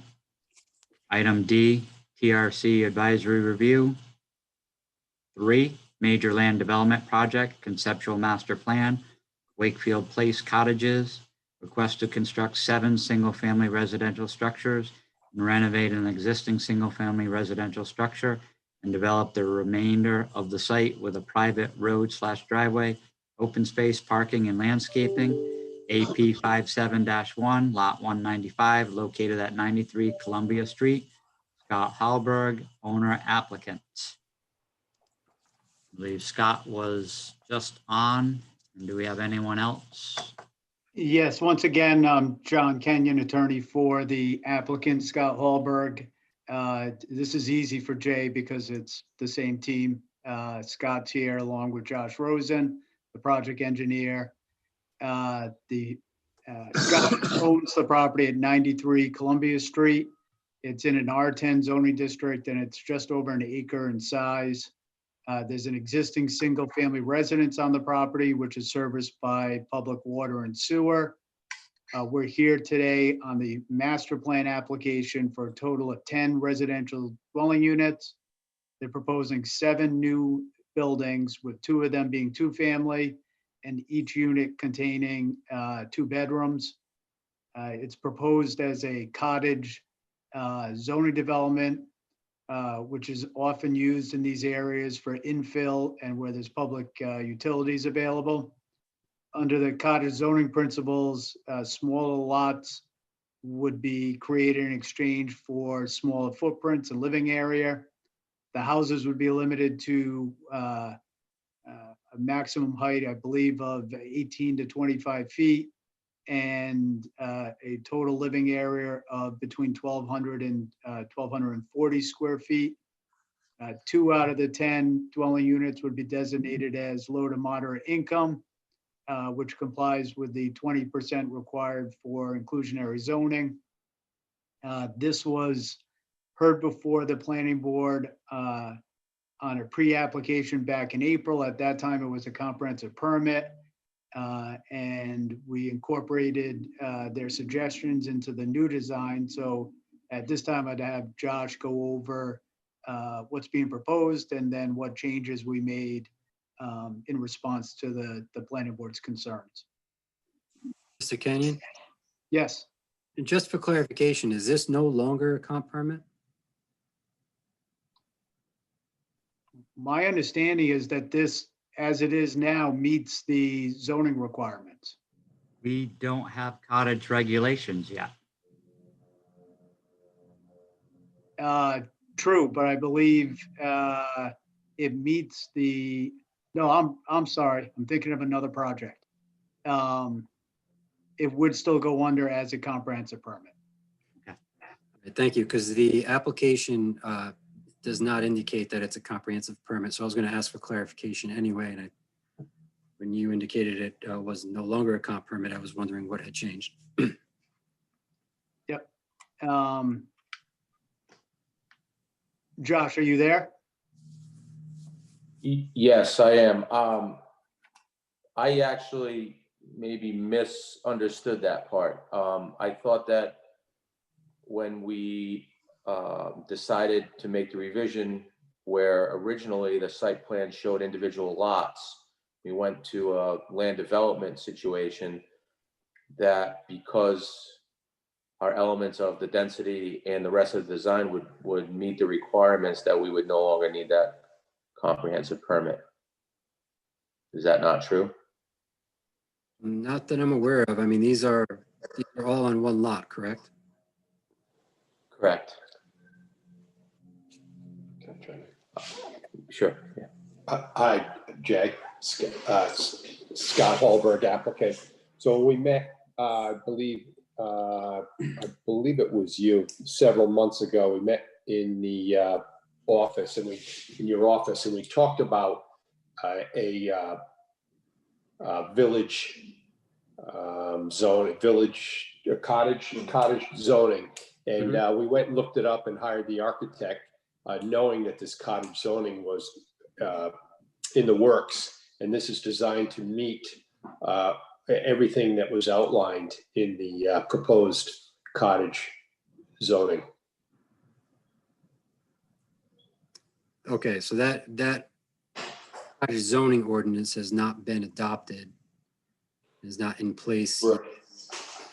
Right. I think, Jay, some of the conversation that was had when the plan was originally presented wasn't necessarily that we have the ordinance in place, but if we could propose a development to try to mimic what was intended in that zoning or what may come forward in that zoning, we could compare our development with those proposed regulations, then the board would have a pretty good feel about how this application would sort of fit in the neighborhood and have some continuity with the things around it and meet those projected standards. So that's, I think, what we're trying to say is we understand that that's not an ordinance that's in place now, but we tried to have the architect get as close to some of those principles in this design as we could. And I believe that's one of the things that the board members had, asked us to look into going forward. Understood. I do recall that conversation. I was still under the premise though that it was going forward as a comp permit while providing the justification that, hey, this is going to match the cottage zoning that's currently under development.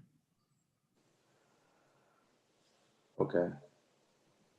I guess John, if you're John Kenyon, if that's the way you understand it,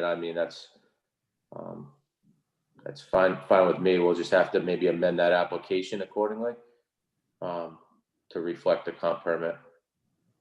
Well, I think it depends on whether this project meets the density requirements as it is. And if it requires any type of dimensional relief. But my understanding is that for a multi-household land development project, that there's a reduced density.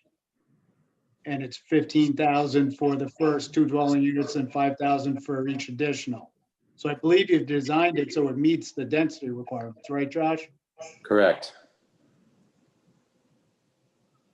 And dimensional. Yeah, and because it's considered one lot, where we were able to achieve dimensional requirements with setbacks and coverages as well. Right.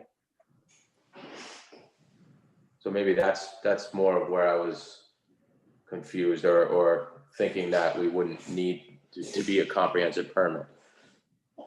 I don't know if that's if we're agreeing on that now, or we know. But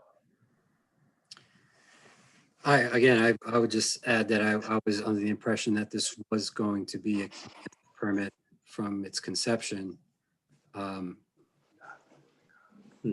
We can work through the details at a later point. okay. I did look at the density. The density appears to check out, although I didn't see it on your plans. I think the architect took a stab at it on maybe the next page. So Jay, you're right in that when we came in for a pre-app, it was a comprehensive permit.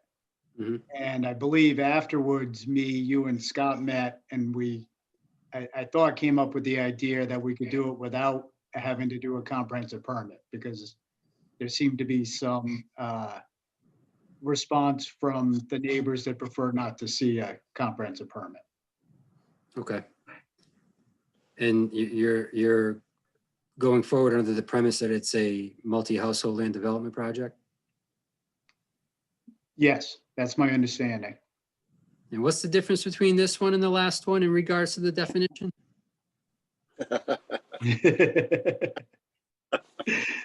Jay, it depends who the client is. The same client. I know, Yeah. that's the problem. Same engineer, same design. Jay, I figure I gotta win one of them, right? That's it. Yeah, That's it. again, at the planning board, I believed we were going to test the cottage design in the comprehensive plan application. I think that was originally the way it was played out. Yeah, Steve, I think you're correct. When we were there, we didn't know that we had another avenue, I don't think, but the fact that we did still test the cottage design within this project, I don't think has any bearing on whether we end up needing the comprehensive permit or not. You know what I mean? We haven't created any necessary relief or waivers that I'm aware of unless something changes, based on trying to put forth some of the aspects of the cottage zoning into this plan as a land development project, if that makes sense. Again, unless other people feel differently, that was the impression that I had. And then again, after reviewing this plan versus everything else, I think, long story short, what I'm saying is the cottage principles fit within the development project, again, without pushing us into an area where we needed relief. I think the board was excited to see a cottage design example and how it would work, even though we don't have that ordinance fully in place. Right. So we'll resolve what the permitting queue as we Yes. move forward. But if we, Okay. we'll start with engineering with Rich and John. Jamie, if you don't mind, just a couple other points, if I can, on the plan. I just wanted to compare the notes from pre-app with some of the changes that you see here. So everyone's aware, when we were at pre-application, again, we had a different building count and a different number of units. So what we've done is we've made the change to what you see here as far as 7 new buildings. The one existing dwelling in this situation, we were asked to provide some details originally because it's currently a single family unit, and the pre-application plan proposed that would get turned into a duplex. So I think members of the board were asking what that renovation would look like and how we would establish that space. So we've since had the architect, again, in revising the layout, have that existing structure just be renovated as a single family dwelling. And in this case, renovating really means some cosmetic things on the inside and out. So that building will stay as a single family unit. That was one of the items. Another issue that we were apprised of had to do with the decks that were shown on the units and their proximity in the setback or to the setback lines around the perimeter. So what the architect has done in this scenario has made some clear revisions to the building footprints, and the decks are now located in different locations, mostly on the sides of the building, to avoid any issues with the setbacks and the buffering around the property. I'm just following along my notes from last meeting. The board expressed interest in the cottage, as we just said, not to beat the dead horse, so to speak, but looking at the draft cottage ordinance, paying attention to some of its principles, seeing if we can marry some of those items into this plan, which has been done by the architect. We were asked to look at the private road and determine that we'd have adequate maneuvering for emergency vehicles with the hammerhead, which has been confirmed on our end based on the dimensions and the layout of the roadway. We also, again, took away the lot lines, which there were some questions on the sizes of some of the lot allocations that were 3,000-4,000 square feet in size of lot area. So we no longer have the lot lines, and it's treated as a land development. So that issue sort of resolves itself. And aside from that, from a pre-application standpoint to a master, we've shown just a little more consideration for how the utilities would lay out in this scenario, with a public water connection or main extension from Columbia Street, as well as a sewer main extension, probable gas service coming in, and the use of low impact development techniques for stormwater control, including the vegetated swales, dry wells for the roofs, and bioretention infiltration areas on site. So those are just a couple more highlights, again, on the somewhat technical end, although same scenario as the last application. The specific design components and calculations obviously have not been finalized or thought through 100% at this master plan stage.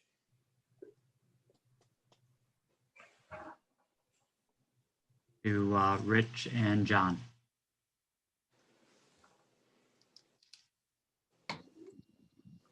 Yeah, my initial concern is I'd like to see some cross sections on the road.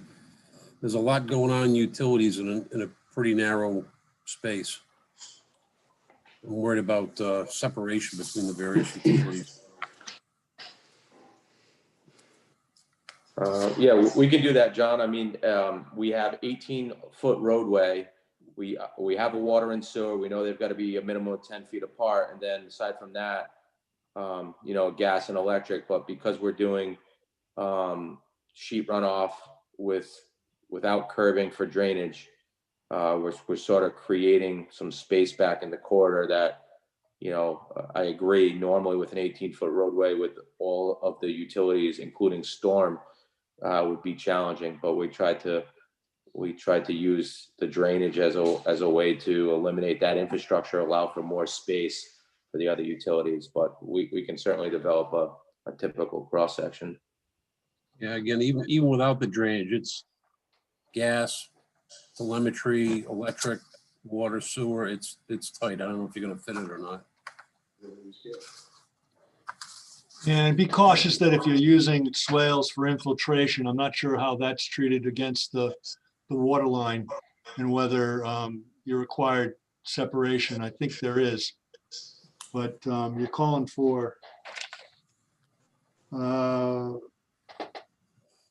thought I saw it, swales. I thought I saw a call off on one of these plans for swales for infiltration or something, or vegetated. Right. I don't know that, I think you just got to be careful of that. That's all. But, this is another one, Josh, that, this is on the edge of what RIPDs would require, but, you're going to be all over that site for the existing house. You're removing a driveway, you got a sewer line and, the garage and all those things. So, I mean, you're within a couple thousand square feet of it. Again, I think it requires RIPDs. And I'm okay with that, Rich. I don't have any All right. issues. putting And as together well, a site package and sending it out to them. Yeah, and along the same lines as the other one, because there's so much residential here, please address the 100-year on peak flow and volume. And yeah, I mean, you've got it shown in the back. I know this is, I believe it, Union Studios, it appears, created this, but you know, that's in the higher parts of the site. But whether it works or not, it's tough to say at this point. Obviously, it's so conceptual, but Right.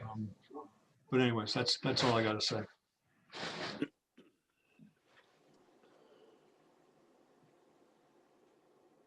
Probably my primary observation, Josh, is the 2 units, G and E.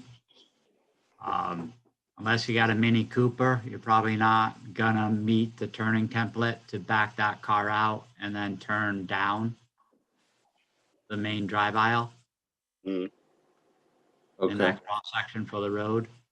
You would actually have to back out of the driveway proper, back to the center of the hammerhead, and then make your turning movement. Yep. Right, I was hoping to get down. I don't know if that was the plan or it's an oversight Okay. between, you know, an aesthetic architectural layout and the functionality of the 2 spaces. Right. I see that. Yeah, we could make a modification, at least definitely on G, to slide that driveway to the east, south. Yeah, okay, I see your point. It's well taken. Yeah, parking touching a property line with no buffering, or a drive aisle touching a property line. And again, realizing this is a schematic, but you may need to look at the buffering at the end of those 2 drives and then accommodate for snow load. The other aspect is your turning movements for your fire apparatus show that they're going to be off pavement. So I'm assuming you're going to do structured, reinforced, either turf and grass paved 2 or some other program there. Yes. And right now, again, design engineering versus architectural rendering, that may conflict with what you're calling your vegetated swale. This means that needs to probably move inland a little bit more and off the edge of pavement. If the edge of pavement's going to be structured.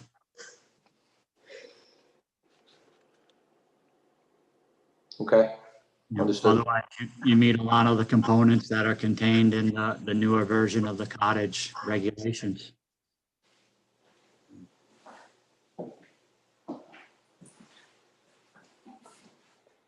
Amy, this is Chris. I have a couple comments, if I may. Yeah, absolutely, Chris. Josh, on the NFPA access diagram with the turning radiuses of the fire trucks, there's a proposed fire hydrant at just about at the left corner. Is that correct? Because it's not showing on the one to the right. So according to the legend, that little red dot is a proposed fire hydrant. If you look on the site plan, proposed site plan, it's on the southwesterly corner. Is that what you're saying, Chris? So let's just look at to the right-hand side where the road makes a T, literally on the page to the right-hand end of the T is where the hydrant's set up for right now. Okay, so that was my second point. You had one in that position, and then the diagram to the left of that with the yellow streets, there's one in the bottom left-hand corner. Right there where he had it. Yeah, so that, I believe off the survey, that is an existing hydrant, or? So the existing hydrant is, no, it's it's between Hope Court and School Street would be the existing hydrant, so. Okay. So with the proposed hydrant at the end of the line. Yes. And I would much rather see that at the beginning of Wakefield Place. So okay. It would all of the houses. You definitely should be able to get your 600-foot distance to the building if it's at Correct. the corner. Confirm that so that if it has to go in one house lot, it can. The big thing is if we don't want to have to drive by a house that's on fire to go get to a hydrant. So Got we've it. done this in other Understood. projects where we put it at the beginning, as long as you don't have to put two in there. So if you can put one somewhere along the beginning of that road, preferably on Columbia Street, because then it would access more houses.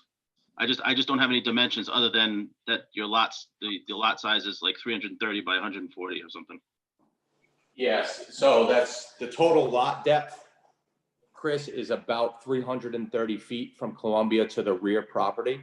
Yes. So that confirms your point. If we're out in the front, the longest run to a building, 300 feet at the most. Yeah, that'd be great then. That's Okay. perfect. That's the best place. It serves us much better. We'd rather drop the hose at the end of at the beginning of the street and drive up. Okay, sounds good. Perfect. Thank you. You're welcome. Thank you.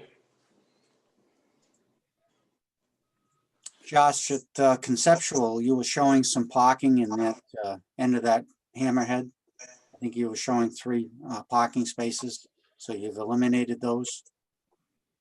That's correct. Did that go into the open space? So where did that area go? The parking spaces itself became part of the park and neighborhood area. I know, I look back at my notes and we could always add something in, but we had the visitor parking along the road and it conflicted with the emergency vehicle access. Okay. So we were asked to do, to make sure we met it. And that was one of the things that physical parking would have conflicted. So that's why you don't see that there. Okay. Overall, what's the length of most of those driveways? The length of a Are majority of the. Are they only going to fit one car? You have a spot for basically two cars, because it's about 40 feet. And what they've done is they've put an additional pervious grass surface area, like a grass pave, for optional parking out at the head of each driveway. If they need to fit more than 2 vehicles in the driveway. Okay. Yeah, which is, I think, an element of the cottage zoning as well. So I kind of talked about that with the architect in the sense that, I was like, well, we need to make these a little bit longer, but instead of just showing it as like the typical hard surface, based on the cottage with the smaller unit sizes and whatnot, it was more of a consideration for a little bit more green space that could hold parking if needed. Makes a little bit tighter footprint for everything on site. So as far as impervious surface and whatnot, so. All right. I like the idea that there's a possibility for more than one car to park at a. Yes. I mean, that makes up for the 3 you eliminated in the visitor parking. Correct. So, yeah, I'm more comfortable with that.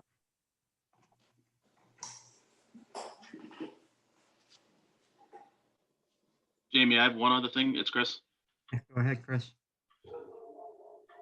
Josh, you're proposing 18-foot driveway. Is that what you're calling it? Yeah, it's a driveway? private road. Yes. All right, because the NFPA 1 says that fire department access roads need to be not less than 20 feet. So I would call that more of an access road than a driveway, because your driveways would be serving individual.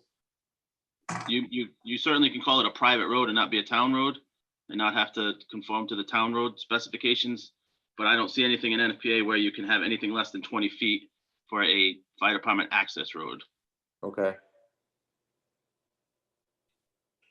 All right, we can make it wider. We've got a consideration, the way this is illustrated, of about 30 feet in total to accommodate what's necessary for the access, for the utilities, for the swales. So we could pretty easily grab 2 more feet and make it a 20-foot width. Excellent. Okay. Chris, just a quick question for you. I've had a couple developments that discuss this over the years, and I think it talks about 20-foot load bearing. So And again, I'll refresh my memory on that. I haven't dealt with this for probably 3 years right now on an affordable housing project in another municipality. I'm just asking the question, would you be comfortable with an 18-foot travel way with load-bearing shoulders? Don't see that. It doesn't say you can't do that. Okay. All it says is that we need to have 20-foot fire department access road. So if you can provide a unpaved area where the fire trucks could still drive on, we've done it so that they put a specific mesh under the grass, and that could be a grass fire paved department too. access road. So yeah, that's fine. Because again, they're trying to balance needs, aesthetics, architectural, deliverables. So that's why I get that. Sure, as long, the biggest thing is that the cars aren't parking on both sides and not allowing the fire apparatus and the emergency apparatus to get through. That's the whole point of that 20-foot. So if there's cars on one side, we can still get by on the other side. Correct. So if we have to drive on, knowing that we can drive on the grass, as long as it's, it's built to that, it should be fine. You just keep in mind wintertime when you got snowbanks. I don't know if they're gonna be plowing that full 20-foot width, so They would still have to plow out, yes. just throwing that out there. You got a good point, John. Which brings up my last point, Josh, is did you look at snow storage specifically in the Hammerhead? Or are you going to remove snow from the end of unit E and J? Sorry, G. Yeah, I think two things. One, if we take this illustration and when we develop it into more of a design plan, I think we'll be able to accommodate at the end of the hammerheads, once we make a revision to the driveways, some snow storage. There's also some possibility of storage in the corner of the park area. Other than that, if we have to, we'll have to consider a maintenance plan that includes removing the snow from the site. But we can give more consideration. Like I said, we'll make the amendments going forward to the driveways at G&E and maybe create us some more space for some allocated snow storage. Again, I know you're balancing design principles versus utilization and functionality. And shape, configuration of the existing lot, trying to, blend everything together. But we'll dedicate some areas on the plan as we develop the engineering site plans. Go to David, if that's okay with everyone. Jamie, if I can just bring one more point up. Absolutely. Yep. So fire department access roads shall be designed and maintained to support the imposed loads of fire apparatus and shall be provided with an all-weather driving surface. Okay. So, however that's designed, like John said, it needs to be able to be plowed so that we can get up there when we need to. Okay. Thank you. No problem. David? Jamie, at this stage, I'm fine. I'm, eager to see more detail like everybody else, but I'm fine. Thanks. Maria? Maria, there you go. I'm fine as well. Just also would like to see more detail and keep in mind that in other types of subdivisions such as residential compounds, and I'm sure it will be the same for cottage zoning, we do need to take care that we are trying to design based on the site and the size of the lot and use, and not necessarily get too far ahead of ourselves in terms of road widths and so on. Okay, thank you. Anyone else that has a comment? I will just add that since this is a multi-household land development projects, there are standards that are outlined in the subdivision regulations for that. And Jay, did we, again, if this doesn't go under comp, we need to look at waiver requests potentially? Correct. Such So things, John, I do you believe, have that? I'm sorry, go ahead. Mr. Kenyon, do you aware of that? Yes, I am. One of the issue with the multifamily household land development project actually came up on one of the projects we discussed earlier, which involved Scott Holberg, which was Kelly Way. And the previous planners required 3-unit structures on that in order to meet the multi-household land development definition. And looking through it now, I'm not sure why that was. So I'll discuss this more with Jay and Amy as far as the applicability of that. John, it may have had to do with the fact that it's in the SMD. It might have. And regarding the waivers, I know there's a 100-foot setback from a public road. I don't know how that would apply to this, if it's a private road for the internal circulation, if those outside lots would need to have 100-foot.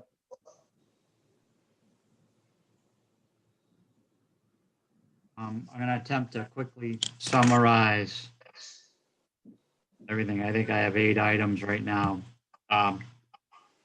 Cross-section for the road as it relates to utilities, swale and potential effect on the water line, DEM permitting, and also with that, looking at the 100-year peak flow and volume. 4 turning movements associated with units G and E. 5 structured turf to accommodate fire apparatus. 6 buffering on the road. 7 hydrant locations and 8 fire access. Is that a fair summary?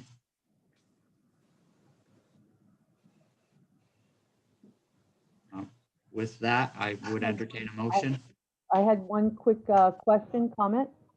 Okay, Maria. If this is deemed to be a multi-household land development project as opposed to a comp permit, that would change the time requirements for review, correct? Correct. Slightly. Yes. So I would ask the applicants if they remain as open as possible in terms of the amount of time that we have to review this, so that we can have the best possible outcome, because as you know, this is a very important development as it relates to a cottage style project. Sure, we will keep that in mind.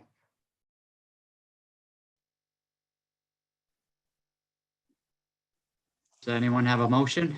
I think Maria makes a good point. I mean, this is the first example of a cottage design, and we want to make sure we get it right to show the best side of it. So that having said, Jay, is this going to be complete, even though we don't know how we're classifying it? No, that will be part of the review process and working with John and Amy to figure out, to make sure we're comparing apples to apples amongst the applications that are pretty similar. So my goal is to get the items that are on today's agenda complete by the end of the week. That might be a tall task, but it's what I'm shooting for anyway. Okay. Jamie, what you're looking for a motion to move this forward to the planning board? Yes. Okay. Based on our discussions today and the requirements that were brought up, I'll make that motion. Do I hear a second?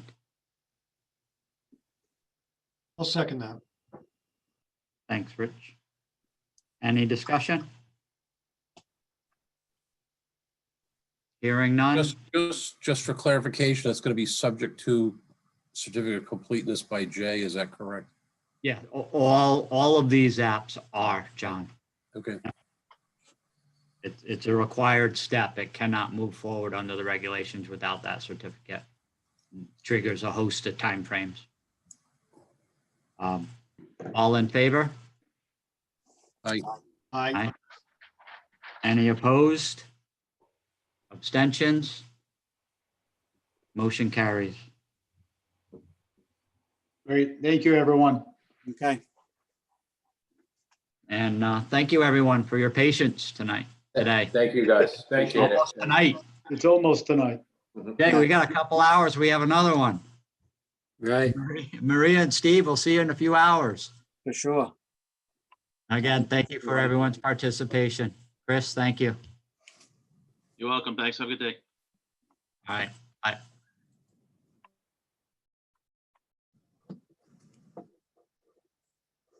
So I guess the meeting's adjourned. Are you all set on the, tonight? Are you running tonight or is Jamie? Oh, you both there? We'll both be there. Okay. Yep. Okay. We'll see you then. See you tonight. Have a